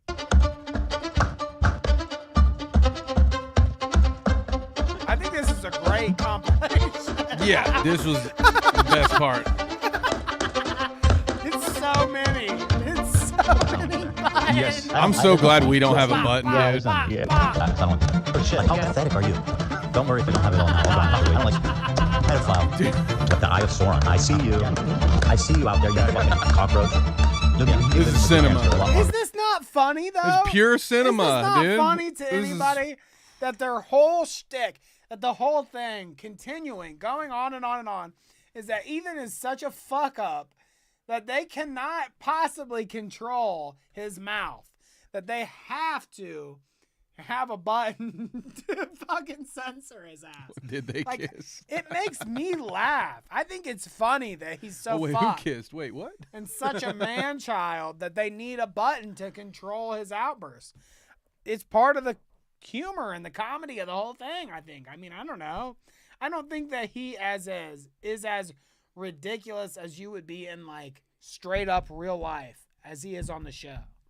I definitely act funnier, crazier, go out on a gag more than I would in real life on the show. I'd be more ridiculous on the show. I don't wear a bunny costume and just fucking walk out in public. That's, we should, though. We should do that more often.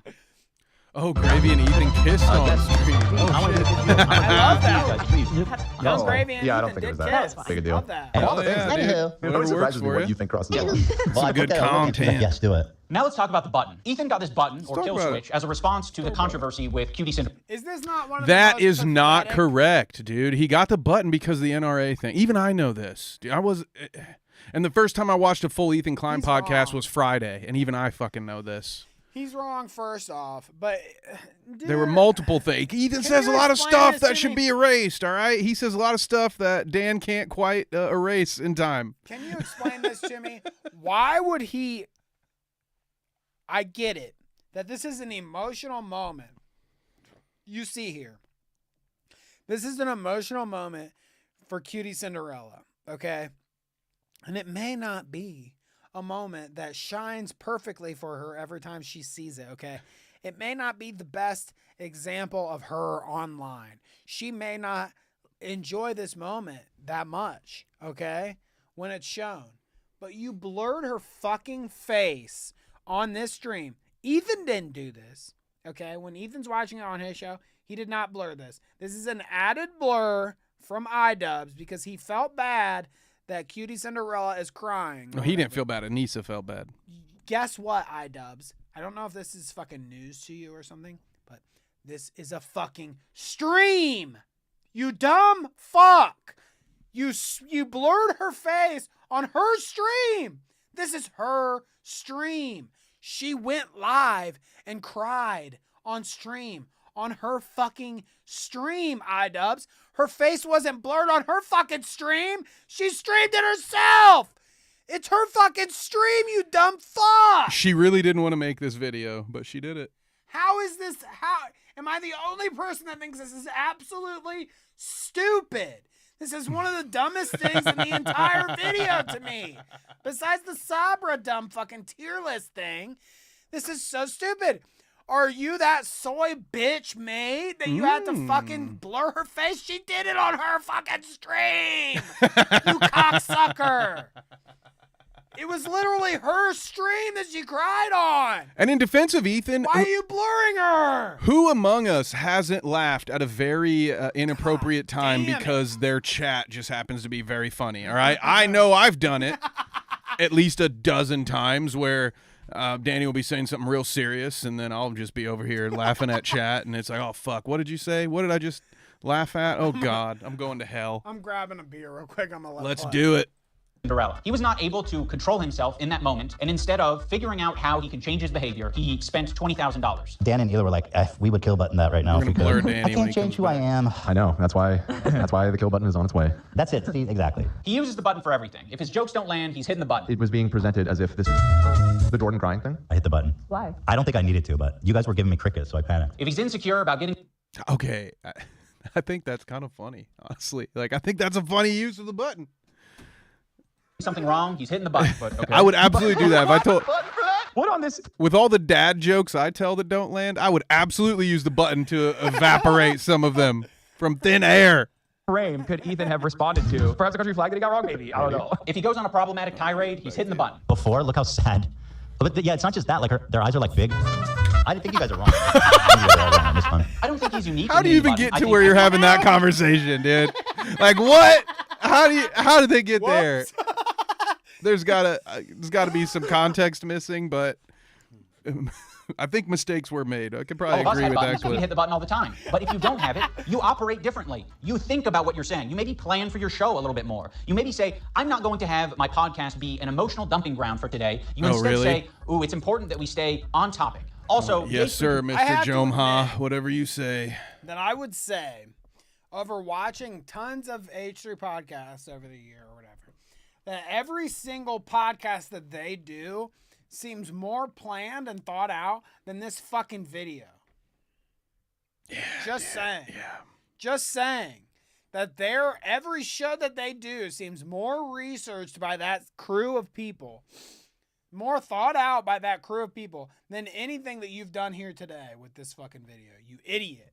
Dumbass moron. Community and Ethan himself use the phrase goblin mode all the time to excuse a lot of his shitty behavior or make it seem less bad. I've been diagnosed with goblin mode, actually. By claiming that what happens is he just gets into this like uncontrolled state he refers to as goblin mode. I do not call myself goblin mode. Yes. Oh, yeah. That's good. Goblin mode? Is that what you're calling Tourette's now? To all victims of goblin mode. Oh, nice one. Well played, Ethan. You're goblin mode. Look how many times you paused it. I'm trying, bro. And I don't think there's no room for using the serial term goblin pauser. Mode. I like the idea that you're defending yourself and the little guy by going goblin mode when a big corporation or a big entity is trying to attack you. Like if you fuck me over, if you steal money from me, if you patronize me, if you do... I really feel like this whole segment just makes Ethan look like a badass. It just is He's sort like of going off on people that he thinks are dickheads. Oh yeah, the goblin mode is such an egregious thing. My favorite part is if he hasn't said it already, at some point Ian will admit that he wishes he had a button. And I also, like as much as I said earlier, it's a good thing I don't have a button because I might lose any semblance of self-control up here. It would be kind of great to have a button. Danny, we just, one day we will be able to afford one. Like and subscribe, please. And then we can have our own button. Like a fucking idiot? I'm crazy, dude. I've gone fucking goblin mode over way less. But you not thinking about what you're saying, not, reflecting on your behavior, not changing your behavior, that's not goblin mode. That's being a child. Let's talk about the crew. I think the crew has been put in the worst working environment that you possibly can be for a fucking podcast. Every crew member has it bad. Run defense for the crew that works there would willingly. Be a nightmare right now. I'm standing by every fucking syllable of that, okay? What she did was abhorrent. And by the way... Mind you, the crew also... It's just, during the live shows, the crew, this is how much they care about Ian and his thoughts for them. They were reading his tweets to Ethan in the show. So it's like, dude, the crew... They like Ethan more than you, man. They work there willingly. Like they go and drive into that fucking studio probably every day or however. I don't know when this guy streams, but it is interesting. What are you doing? Reduce their agency to they can't choose whether or not to work there. Yeah, that poor indentured servant AB. He's just so mistreated. And people would argue oh, it's a cushy job. I would love to have that job, whatever. And oh, do they want to leave that job? Probably not. But ultimately, I don't know. idubbbz is reducing them to just this fucking infantile, they have no agency in their life, that they can't choose to not work for some dickhead, that this is their only choice in life and that they have to do this. Maybe he pulled an Andrew Tate and he's holding onto their passports. I want to skip some here, though, because we're getting to the end. Ooh, we're getting close, gang. This is a fucking long one for us, guys. We went way over. We did it. But I want to get to this fucking The worst point in the fucking whole entire video. Which is saying something, isn't it? The white slur versus Arab tier list. Oh boy, the tier list. This has to be one of the most poorly constructed points in the whole goddamn thing. I've heard tons of people say that this point that Ethan brings up about how this Arab tier list is so offensive or whatever, tons of people have brought up point after point about how, look, dude, you're reading what they're doing wrong. They meant this, they meant that by what they're doing with this tier list, whatever. I've heard tons of arguments about how this tier list could be defended. And then idubbbz comes in with his defense, and it might be the dumbest thing that I have ever heard anyone say in defense of something. Yeah, wow, that's saying so. This dude has done like 300 episodes with me, so for him to say that is that's pretty astounding. This is the dumbest thing he's ever heard. Of the worst defenses of anything ever. This is so terrible. Chris says, imagine being Jamie on Joe Rogan. Right. Jamie, that'd be a much harder job. Oh, why does it lie? There is that. Oh, why does it lie? I'm such a sucker. I'm such a sucker. Cracker. I mean, you know what my take is. We can't put this as an F. Cracker. I mean, that's got to be at least a D, right? Pale face, motherfucker. Pale face. I mean, again, I think that's an F. Hog. So I skipped a little bit here. This is when idubbbz. Here, let me go back just a tad. This is when idubbbz is talking about the tier list, and he says, I love what's can express their Arab culture and be proud of it and happy about it, because it's not like they have massive representation on the platform. Making a tier list based on race, and nobody has a fucking problem with that. Okay, you have a tier list based on race. Where's the Jewish panel? Where's the Jewish panel? Where at the top it says Jewish. It's a tier list based on Arab to Jew. He's Arab, which is good. That's the best thing you can be on this. That's the best. This is racist. I will say that conveying information through a tier list is not the most effective thing, but so that's a good point to admit right from the start. That doing a tier list probably not the best way to convey your thoughts here, but listen. It looks like a third grader's science fair project. Oh well, that's honestly, most third graders would be upset that I just said that. They'd be like, "Fuck you, dude! I put more effort into my shit than this." This is the Twitch budget here, okay? Jesus Christ! But listen to idubbbz's justification of this. Or just you have to keep Ethan it in your should understand pocket. this principle. He did a white slurs tier list with Hasan. Cracker. I mean, you know what my take is. We can't put this as an F. Cracker. First of all, I mean, tier that's lists gotta are be at least a D, based. right? No matter Pale what face, the tier list, I'm here Pale for face. I mean, again, I think that's an F. Hog. So Hog is my favorite. I use it all the time. Him and Hasan feel as though they're white guys, so they felt very comfortable talking about white slurs on their tier list. I think I'm. So this tier list that they did specifically was a white slurs tier list, okay? Now think about this comparison. He's saying that their Arab to Sabra tier list is fine, and it is very similar to what the two white guys did on their show about white slurs, okay? So now, I just beg you to notice the difference between a white slurs tier list and appropriateness to a who can use a Habibi tier list. I mean, if you don't notice immediately, I'm just going to tell you the difference. Words, a tier list of words. Oh. Hog, pale face, cracker, versus a tier list of creators. Hasan at the top. Other Arab creators, that can have the pass at the top. And then conveniently, the Jews that they hate in the bottom tier that is coincidentally loves Sabra, okay? Here's the difference, folks. I'm more white than you. What do you exactly like the dweeb Like, I'm tier super list. white. Can you understand why Arabs might feel freaks, Arabs I'm getting can have their tier exposed for my tier list now. Damn it. Notice how they drop the premise almost immediately that it's about who can say Habibi. And then it's like Hasan, okay, actually he's Arab. We fucking love him. He's dope. He's Arab. Habibi is an Arabic word. That is an Arabic word, Ethan. Funny about this whole thing is that they say Habibi in Israel. Again, people underestimate just how mixed Israeli culture is. We say Habibi in Israel.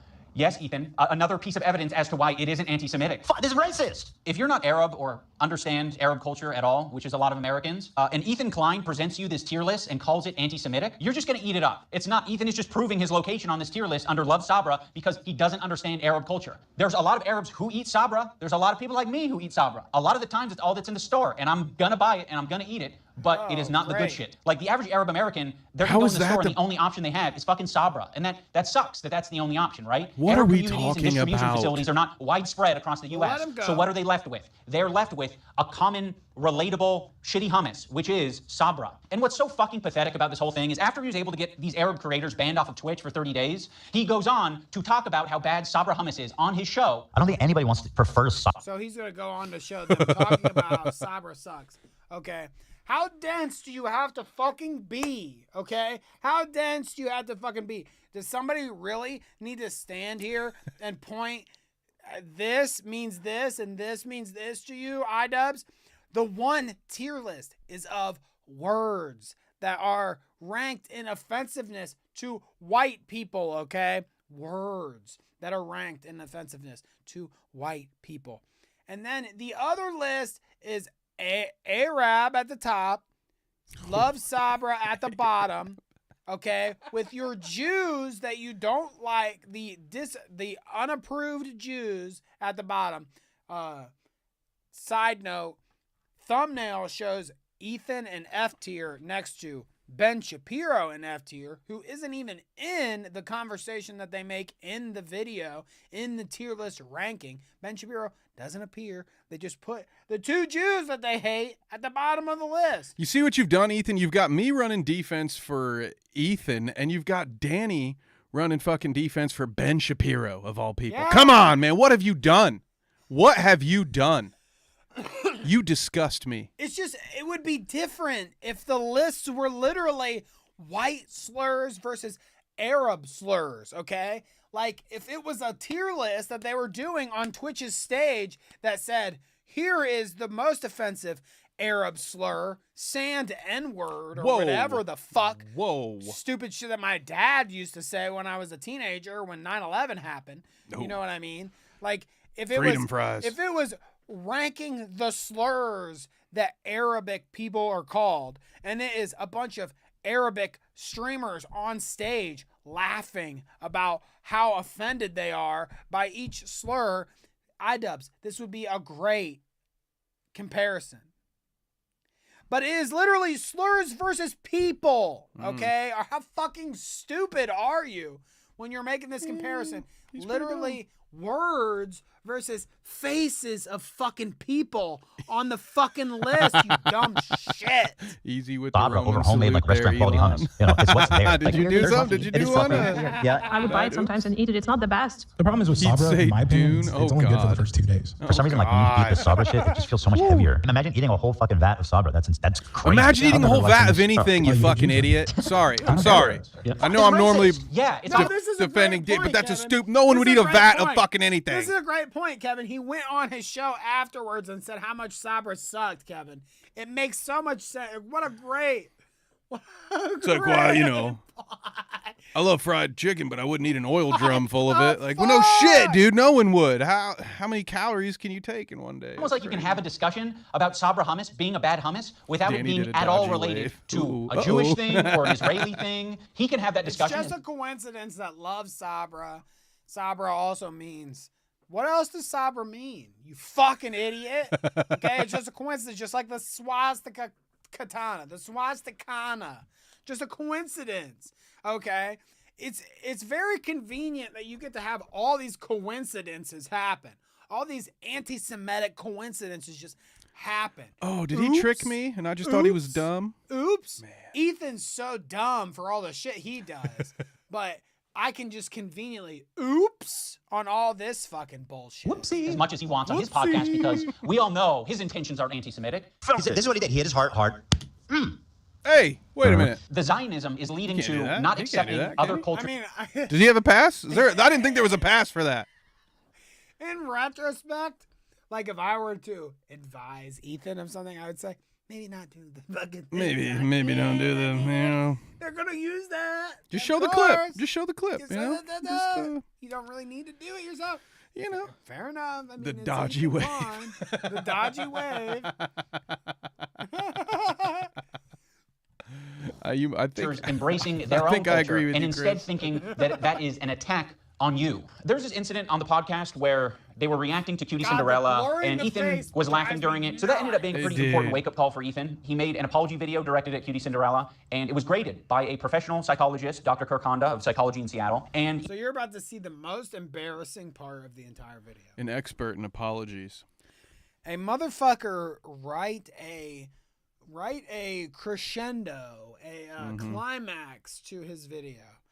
Oh, I'm gonna get the guy that rated his apology an A+. We're gonna fucking get the guy to say it's dog knock his apology down.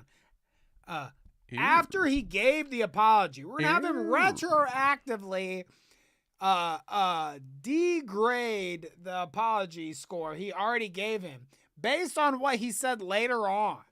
Like, doesn't just the premise of this entire thing, his entire skit, his owning skit at the end, doesn't the entire premises just fucking make no fucking sense?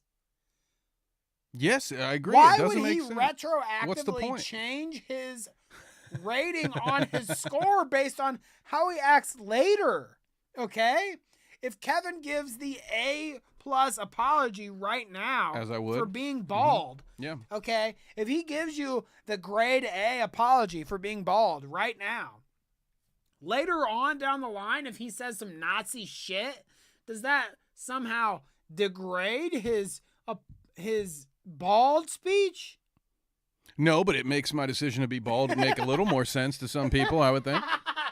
It's just like... But mine's purely genetics. Do you get what I'm saying, though? Do you get what I'm saying? Why would anything Ethan Klein said after his apology, anything he did after his apology, reflect on the grade that he got for his apology that he got graded on at the time? But Danny, it shows that his apology to me was not legitimate because he is an asshole afterwards. All right. Ethan got an A+ rating. In terms of a public apology, this is A+. Ethan won't stop talking about his A+ rating. You know he rated my apology to Cutie Cinderella perfect score. I love it that he got an A+ apology. Literally 10 out of 10. Go back. I can teach you how to write a good apology. Says, I know what a perfect apology is, lady. You fucking don't. Idiot. Is my perfect apology in this PowerPoint? Dude, I got a perfect 10 out of 10. This one is actually best. Is he going to do a content cop on me for all the times I make the same joke episode after episode? During this video, like, could I do something that would really like that's part of the joke? Is that I don't know if this came from a good place or not, but I came up with the idea of getting Ethan's grade changed from an A to a B at least. So I went to visit Psychology in Seattle. I'm not confident that Kirk will change his grade, but it's worth trying, and you know, we might learn a thing or two. Xander! Probably get pretty low marks. Well, and it's funny because you'll see here, okay, there's a couple things I want to know. Ian, first off, shows Psychology in Seattle, Kirk here, a version of the video that we do not see. This is a pre-reaction from Psychology in Seattle edit, okay? Ian already made this video in anticipation that Psychology in Seattle would agree with his premise and degrade the grade that he gave Ethan initially for his apology. Ooh, degrade the grade. Bars, dude. Right. Yeah. That's bars, I'm sure. But he wrote the entire script anticipating that Psychology in Seattle, Kirk here, would retract his grade and go back. But he doesn't. He doesn't do that. And Chris says, you guys see the guy's follow-up video? Apparently Ian was actually surprised he wouldn't change the rating. He had to come up with a whole new ending because of it. Yeah. That is the whole narrative that Psychology in Seattle, Kirk here, gives. He says that Ian came to me expecting me to change my grade on Ethan. And when I didn't, he was flabbergasted by the way, what am I going to do about my ending? I thought you were going to change and that was going to be the ultimate own. And then Psychology in Seattle had to suggest maybe we go the positive route and give Ethan some positive encouragement towards the end, which is what Ian goes with ultimately. But this all makes his point not only moot and dumb and stupid, he looks like a dumbass pussy bitch. Okay? He cannot stand on any of his points that he makes. Okay? He will not stand on his words. He will fold at the end, cry like a fucking baby bitch, as we're about to see, and completely change course on everything. Let all these people say fake ass or positive things about Ethan. This whole thing is fucking stupid. Makes that bit in the beginning about not being lost in the sauce even worse. Right? Yeah, I haven't lost the plot. I just asked a doctor to change his apology grade years after the fact. Let's listen to some of those. Unlike me, perfect score, 10. I said, hey, Lud, no big drama. Why are you such a spineless coward of a person now that you've inserted yourself and your girlfriend into this conversation? Okay, idubbbz, I hear you. You're in the room with me right now. I hear you. I hear your request. I understand it. Dude, I can understand where it's coming therapist speak from. for you. You're about to get owned, bro. Yes, I have a policy. That when I hear what a you're grade saying. for an apology, I am just grading that discrete apology as I see it without taking any consideration of prior or future behavior. If you're wanting me to comment on the overall behavior or the recent behavior from the clips that you have shown me, I believe that Ethan is a good person and that eventually he will feel sorrow and will feel sorry and will apologize. And I will be there to evaluate that apology when it happens, which I know it will. I'm gonna press exit out on This that. guy stinks! How owned could you possibly get in your own fucking video? How bitch made can you be to include this point in your video? I mean, he literally makes Ethan look better than you, bro. And he still put it in. That's the thing. And Like, then he you edited put it in. He didn't say, you know what? Maybe I should work on this a little longer. Are you not diminishing every single point you've made?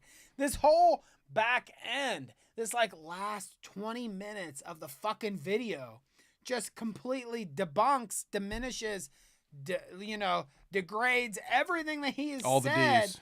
up to this point. It's all stupid, dude. Yeah. Unfortunately, Kirk did not change his grade, but that's okay because this is the internet. Anyone can have their own official apology rating system. So I'm going to rate Ethan's apology a B-. That's just based on my own feelings and my own rubric. When psychology in Seattle, So he What an says, own. The unexplained rubric, by the way. We have no idea what that was based on. So his apology about laughing at Cutie Cinderella is now getting negative points because he's mad at bad Empanada. Make it make sense. I was watching these video clips of Ethan. He said that it looks like Ethan could just use a hug. Oh, Now, there it look at was. this. Yeah. Look at Yep. Go back to this. Okay, hold on. Because it's the internet. What is Anyone that? can have their own official apology rating system. So I'm going to rate Ethan's apology a B-. That's just based on my own Shit, feelings dude. and my own Yada, rubric. yada, When psychology yada, in Seattle was watching these video Get clips a of Ethan, journal. he said, Now look, Right there. Like, what is that? what is this clip? He's still in his Tell content cop uni right Tell there. me, what is this clip that he's showing? That's like a whole different video. Psychology. Oh, really, Kevin? Oh. Really weird. Does this lend credence to everything that Psychology in Seattle Kirk here had said afterwards? That Ian shows Psychology in Seattle, this guy in the pink shirt here, he shows him an edited version of the video that was based on Psychology in Seattle agreeing with him and reversing the grade that he gave Ethan. That was his moment. That Notice was his, this you clip. can't handle the truth moment, just a climax. This isn't in the video, right? Look at Ian here. We never saw this. I wish we Ian had. in front of Ethan's fat ass like this. We never saw this. You know why? Because this is a different version of the video that he showed Psychology in Seattle. So it's already disingenuous, the whole thing. He showed Kirk something different than we, the viewers, saw to begin with. He showed him a different video. We don't know what clips of Ethan that Ian showed Psychology in Seattle. That's a different fucking video than what we saw. We don't know how he painted him in that original edit. And he shows him this edit and fucking shows it to us here, right here. Yeah, again, he had the chance to edit it differently. Like he could Just like he never thought. He was just like, oh yeah, no, yeah, this is good. Just let it go. This whole thing proves that what Psychology in Seattle, Kirk here, said after this video came out is true. He had said, hey, Ian came to me expecting me to denounce and retract my apology. I mean, my rating of the apology. Take it back, Doc. And because I didn't, he had to rewrite the ending of the video. And Kirk suggested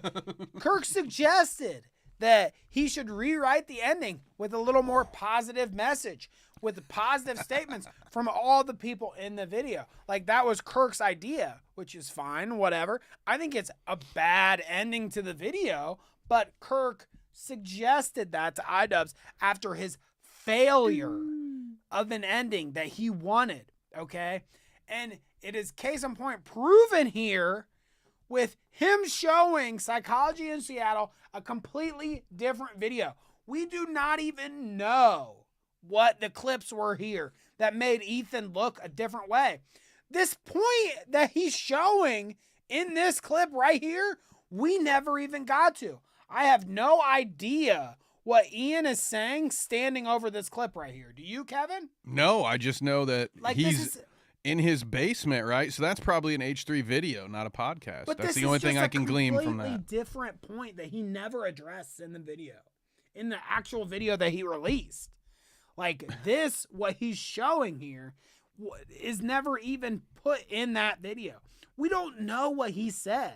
He could have painted Ethan in such a worse light, and still, even after, however he painted Ethan, the guy says, no, I'm not going to change my opinion. But I do know some. What state do you live in, Ian? What the fuck? I'm going to refer you to a friend of mine that I met at a psychologist conference. I bet that's what Dr. Hondo did here. He was like, dude, you got to talk to somebody, man. Like, and it shouldn't be the internet. Like, you should. I mean, the number of times he had a moment of realization in his own video where he's like, oh yeah, I guess, I'd have a mute button too if I could. Oh, I mean, I guess I could have said my former friend doesn't feed shit to his children. It's like, yeah, you're so close, dude. You're so close. You're right there, Just bro. like talk to somebody. You're right there, bro. My God. That it looks like Ethan could just use a hug. Now, of course, it kind of pisses me off to hear that shit because I'm like, what are we doing? What are we saying? He needs a hug? No, he doesn't need a hug. He needs a good fucking ass whooping is what he needs. I think something that's very important. He needs a good ass whooping is what he needs. This is the problem that I have with all these fucking idiot, like, super lefty motherfuckers, is that they have this problem. Mike from PA is one of these motherfuckers that I've had this problem with multiple times over and over again, is where that they say anybody that disagrees with every point that I make, every assertion that I make, if you disagree, die, kill yourself. Oh, go fuck off. It's like this blanket statement about anyone who disagrees with you on one singular point should go fuck off and die. I mean, these leftists are that, like, super. I consider myself a leftist. Like, I agree with most of the stuff that Hasan says half the time. But I don't agree with this whole fucking sentiment that if you don't align with every single political aspect that I have, every single political ideology that I have, if you don't agree with that, you're a right-winger and fuck you, okay?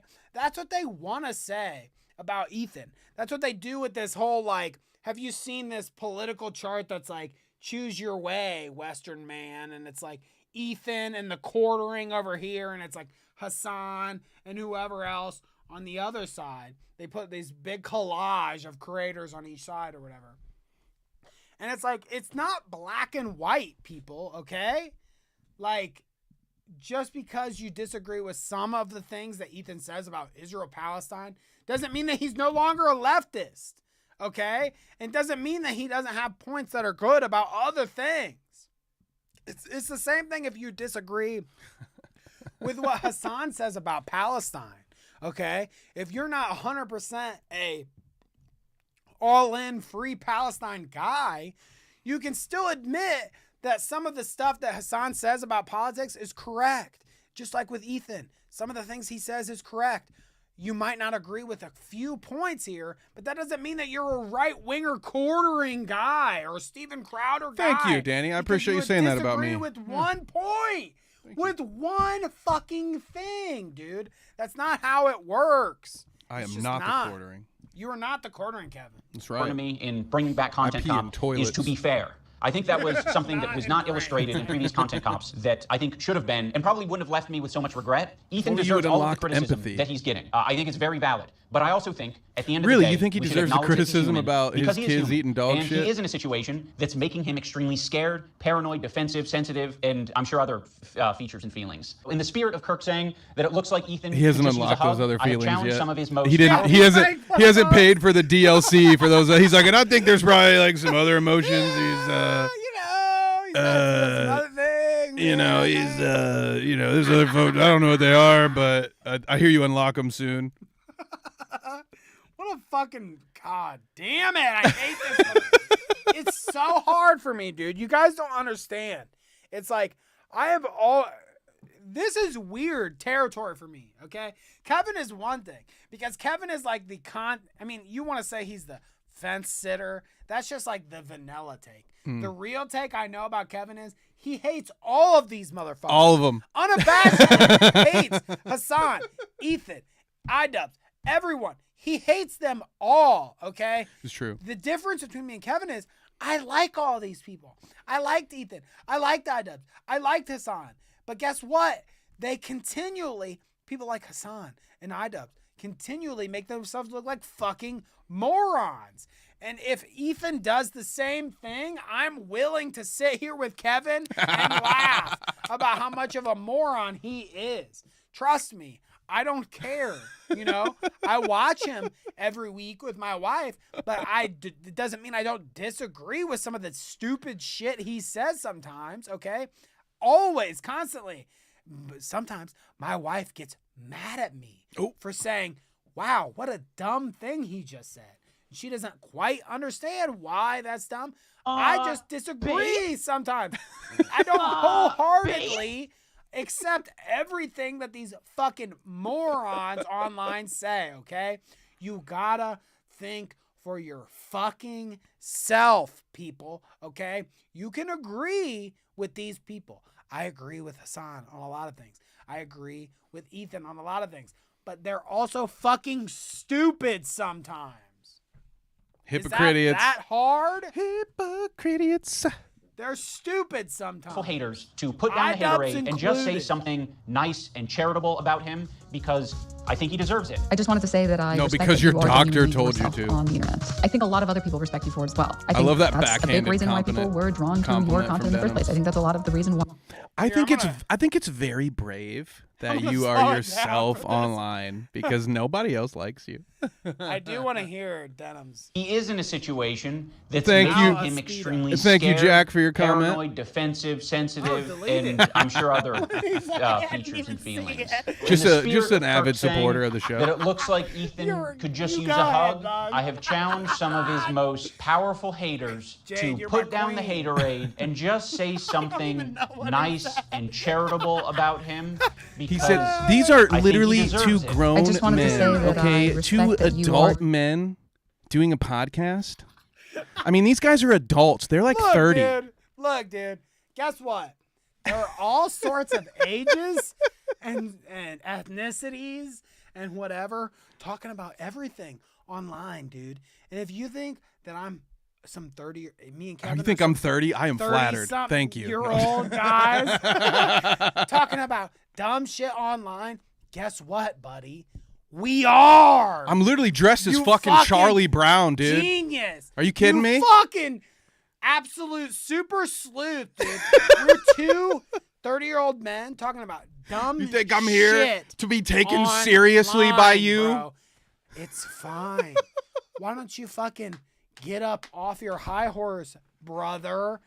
We're just talking about bullshit online. Holy shit, dude. We take criticism very well around here also. Genuinely yourself on the internet. I think a lot of other people respect you for it as well. I think that's a big reason why people were drawn to your content in the first place. I think that's a lot of the reason why Your employees chose to work with you over anyone else. Ethan, I think it's respectable that you even began this journey to leave behind the anti-SJW crowd and step into a more empathetic worldview. I know it's not easy. Ethan Klein, I think that when you are being goofy, when you're being silly, this is another good when one. you are being lighthearted, and just having fun with your friends. As long as you don't talk about the serious adult stuff, we're good. So I'd love to which I see do. more of I that. kind of That'd be agree with sick. Matt on this one. If you just fucking jump around in a Charlie Brown costume and a bunny costume, that's totally fine.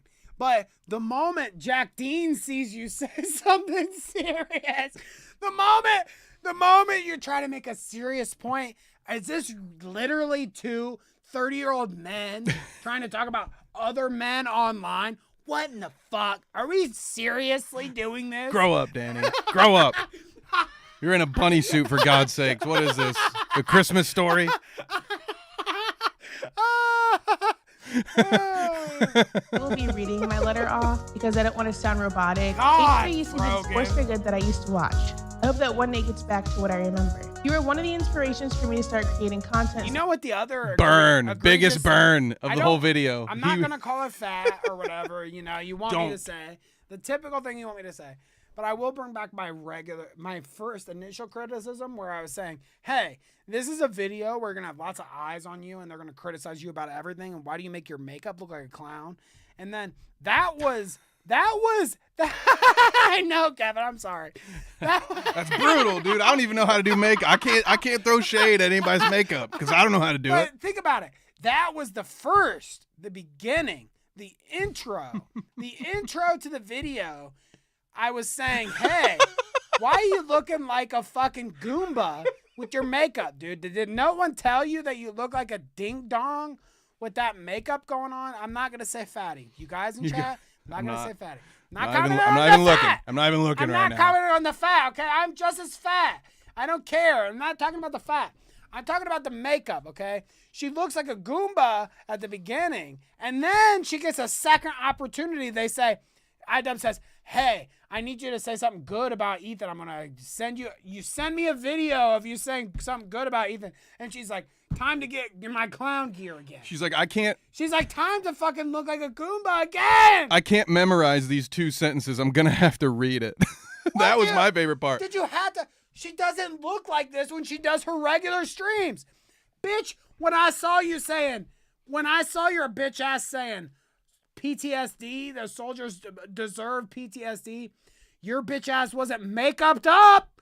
You didn't look like this, okay? So you don't have to look like this, like a Goomba, okay? But you said at the beginning of the video you're going to look like a Goomba, and then he says, hey, I need you to say something nice about Ethan. You're like, Goomba, let's get the Goomba fucking makeup going on. Where's my Goomba makeup guy? Get him back in here. We got to get the Goomba makeup back on so that I can make another fucking stupid point up in here. You had two chances to not look like a dumbass, and you used both opportunities to look like a dumbass. Sorry, Kevin. I'm just loving it, dude. I'm loving it. So all this has stunk. I hope you really hear this, and I wish you the best. Chris says her response seems like the most genuine, so I want to go back. Crowd and step into a more empathetic worldview. I know it's not easy. Ethan Klein, I think that when you are being goofy, when you're being silly, when you are being lighthearted, and just having fun with your friends, I think that is when you're at your best. So I'd love to see more of that. Can't say that. I will be reading. I hate that guy so much. I hate that guy, and fuck you and your bad Hasbara fucking podcast, whatever. God damn, dude. What an annoying son of a bitch. I seriously think he's so insufferable, but that's just me. My letter off because I don't want to sound robotic. H3 used to be the sports for good that I used to watch. I hope that one day gets back to what I remember. You were one of the inspirations for me to start creating content, so all this has stunk. I hope you really hear this, and I wish you the best. I think Ethan Klein. So Frogan's commentary there, she says, I hope you get back to the thing that I initially liked you for, whatever, blah, blah, blah. Which is fair, I guess. And Chris says, her answer did seem the most genuine. I feel like that's kind of genuine. get back to the content that I used to like, whatever. Get back in line, Ethan. We'll let you back in. You just gotta fucking. If you just agree with me. Mine rocks a buzz cut pretty good, and I think he's got a good choice of facial hair. I think it's really cool what he did 8 years ago, fighting that frivolous lawsuit. That was pretty fucked up, and fighting it, you know, he changed YouTube for the better. And I thought that was cool because I thought it was like he was fighting for free speech. You know, I also just. Oh, so here we go. My favorite part of the whole video. We'll get to the Kevin's favorite part, but he reached out to Noah, and he said, you know, say something good about H3 or whatever. And he literally said, I liked the time that you got in that lawsuit that was like on the good side of free speech. And I liked when you were on the good side of free speech.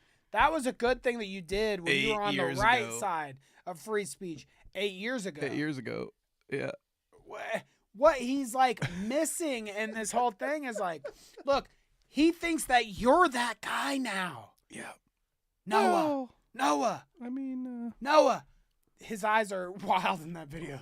Yeah, maybe he's on some performance-enhancing drugs, but that's besides the point. Okay, Noah, he thinks that you're that guy now.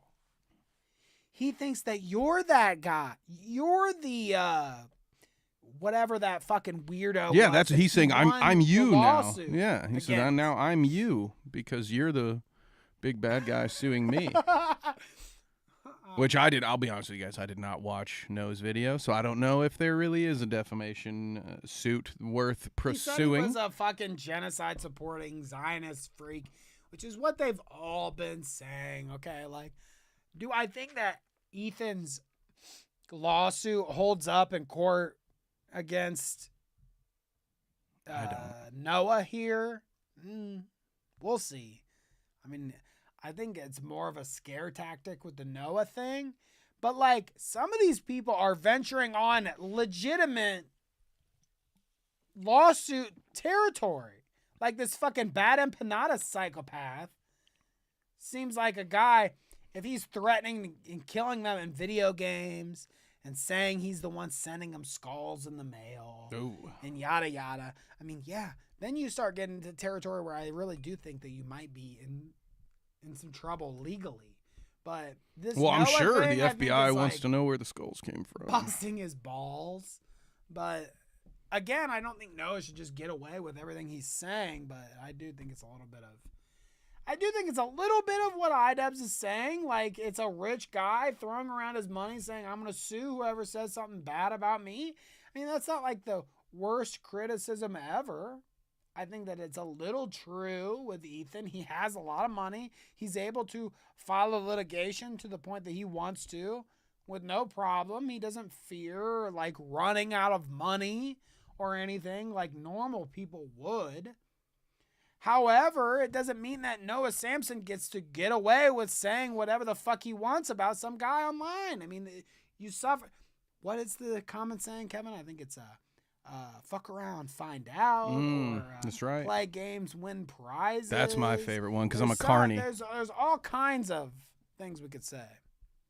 See the dynamic of Ethan and Neil. I'm like, fuck, like it's really hard to be a couple online and see people attacking your partner, and it's like, okay, like if you come to their defense, they're not. That doesn't always help them. No. Right. Sometimes that makes it worse for them. Ethan's and I have been though. That's your situation. Slipping into a very unhealthy place where it's gotten worse and I will say, and this is the end of the video, folks. We are coming to the very end. Two bald, incredibly boring white dudes with a podcast rattling objectively meaningless bullshit. Never could have seen this before. Hey, you fucko. Shut up, commie. Nice. Hey, Dexter Webb, you fucko. First off, way to tune in towards the end of the show. That's fine. Nice fucking channel emblem, loser. Headbug, you don't have to delete. You have to delete him. I don't care. You don't have to delete some dumb. Oh no, he called me bald. I didn't realize I was bald. You are incredibly novel in your observation, Dexter Webb. We are, in fact, send me a link to your show, bald Dex. dudes bitching about meaningless bullshit online. Hey, I'm not going to deny that fact at all. In fact, we promote the show as that. You fucking idiot. You dipshit. Dexter Webb, suck my balls. Who's triggered? I don't get triggered. Dumbass. This is the end of the show. I've had 5 beers at this point, so I'm allowed to rip into your 5 beer Danny. Stupid shit. He's coming after you, Dex. Suck on my dick, bitch. Yes, we are 2 incredibly boring bald guys talking about dumb shit online. What the fuck? Yeah. What the hell? What the fuck else do people talk about on YouTube, you fucko? Okay? My favorite. What do we listen to on you? What do you watch on YouTube? You fuck? That's what half the shit is on YouTube. Yes, we're 2 bald guys just bitching. I honestly, I don't watch other bald dudes though, because that's competition. Worse, and I get criticized more and more. No, you can't be incredibly. Oh, incredibly boring. I was about to say you can't be incredibly bald. By the way, you're just bald or you're not. Let's listen. Incredibly boring, I'll give you, but incredibly bald would have been a step too far. Let's listen to Ethan's his thing here at the end. I feel like is kind of interesting. I thought this was one of the moments in the whole video where I was like, oh, wow. Like, he actually found the clip that I thought was interesting of Ethan. So let's listen. I get criticized more and more, and I get more defensive and more pulled up. A feeling of almost infallibility that I could take anything on. It led me to make a lot of mistakes. And then when I was criticized for those mistakes, then I would act extremely defensive. Wait, not like us. And nasty, and not really processing them in a healthy way. He's like me. So, I mean, that at the end is kind of awesome. Like him saying, like, look, he basically, he does break down the whole, in a way that's like removed, obviously. Like he's not specifically talking about this situation in that last tidbit, but he is describing a situation where like he is taking criticism and he is doubling down on it and blah, blah. He is very much describing the current situation he's in. I think this is like one of the better points that idubbbz had in the whole video. He actually used... Oh, the bar was very low. Like an entire thing that Ethan said against him. Like, this was the most novel part of the entire video. And it was Ethan! That's the funny thing. This idubbbz video sucked so fucking bad that the best criticism of Ethan came from Ethan! You fucko! You fucko! That's how bad your video sucked. idubbbz, that the best point that you could bring is at the very end with something that Ethan said about himself. You fuck. You couldn't think of a good thing to lobby against him the entire fucking video. It wasn't until the very end that you found a good point. So what was Ian's point for adding that part? I don't think he knew. It could have just been that. I don't think he knew at the end. Shared that clip on Twitter. He's like, well, from what I've learned so far about the emotions that I've unlocked on this skill tree is that videos should end with a strong emotional pull. Now, I don't really know what all those words mean. So we'll just put a bunch of clips at the end and hope that it works out. Doinks. Doinks. Well, folks, there you have it. We went through an hour and 04, an hour, 6 minutes and 04 seconds. That's right. This dumbass video. We bitched about it. I drank beers. I carried on in a fucking egg-laying rabbit costume, okay? We took criticisms from our regular viewers and even people like Dexter Webb who said we were 2 incredibly boring bald white dudes. How could 2 incredibly boring white dudes have any sort of opinion about anything? Fuck them. Okay, thank you. Is that what he said? That was No, that's what I said. That was a little editorial there. I like it. But this is the end of the show, That's folks. right. Thank you for watching the entire idubbbz criticism that we had. I mean, we could have gone on for hours longer, I'm sure. I mean, we can make it to 4 if we start talking about Keemstar, but that's okay. We ain't got that kind of time. We don't got that kind of time. We'll see you next week. But we will shout out the people that were in chat tonight, okay, like we always do.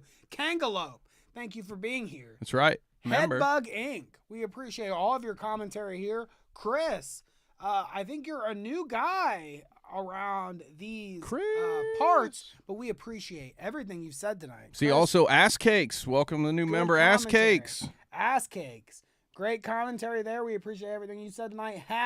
Shadow Humor. We love you guys. Sleek the Geek. We've got Sleek the Geek. We've got Bree FFF. Clip Chimp. That's right. They're clip chimping Ethan's poor ass. Shadow Humor was here. Harles Barkley was here.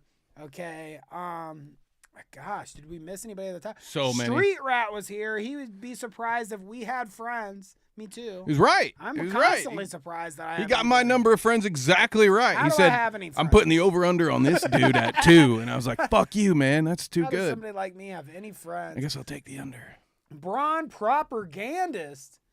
That's right. That's goddamn right. I was a real bunny? Yes. LeBron is the GOAT. That's right. A very real bunny. Nice to see you tonight, Braun Propagandist.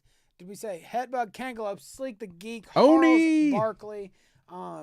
Is there anybody we missed towards the top? I think there might have been some folks, some we got suspects that we may not have shouted out, but I mean, we're seeing all kinds of folks here. Let's see what we're saying here at the end.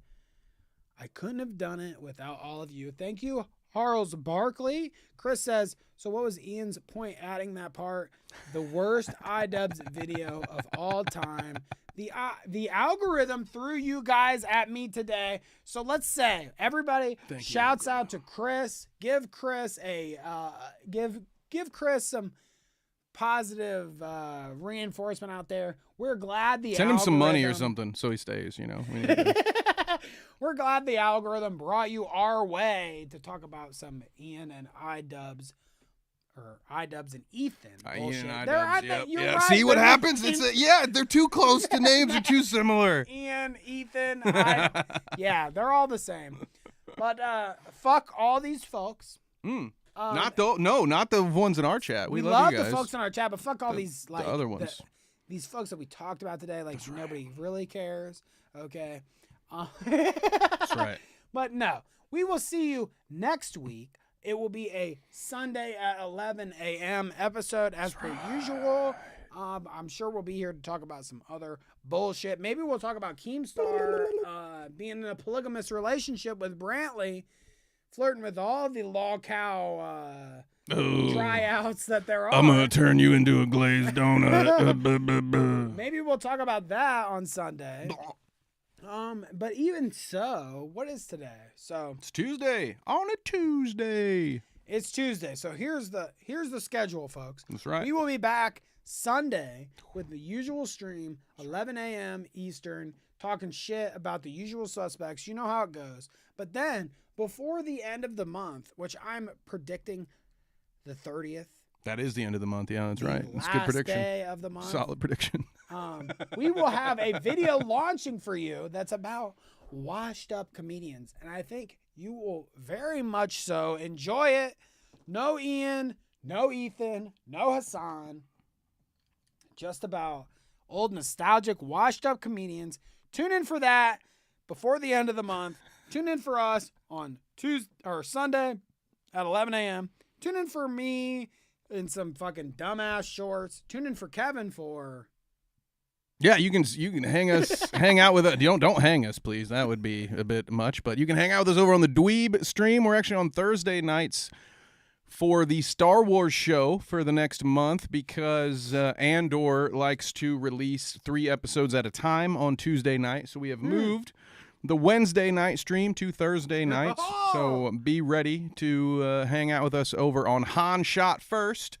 And you know what? Depending on the timeliness of all this, I don't know if Keem will still be relevant by Sunday. So maybe I'll put something together. But the TLDR is Keem got caught gooning at 6 a.m., 7 a.m. while drunk, and yeah, it's pretty weird. Pretty weird. Although not at all surprising, if I can be honest with you. That's not a whole at all stream surprising. we could do, isn't it?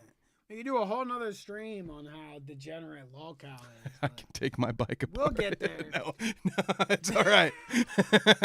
Thank you, folks, so much. It feels good to be in the studio with Kevin. Okay. Whoopsie. We love an episode like this. We love to see you. We love to talk shit about the dumbest shit online.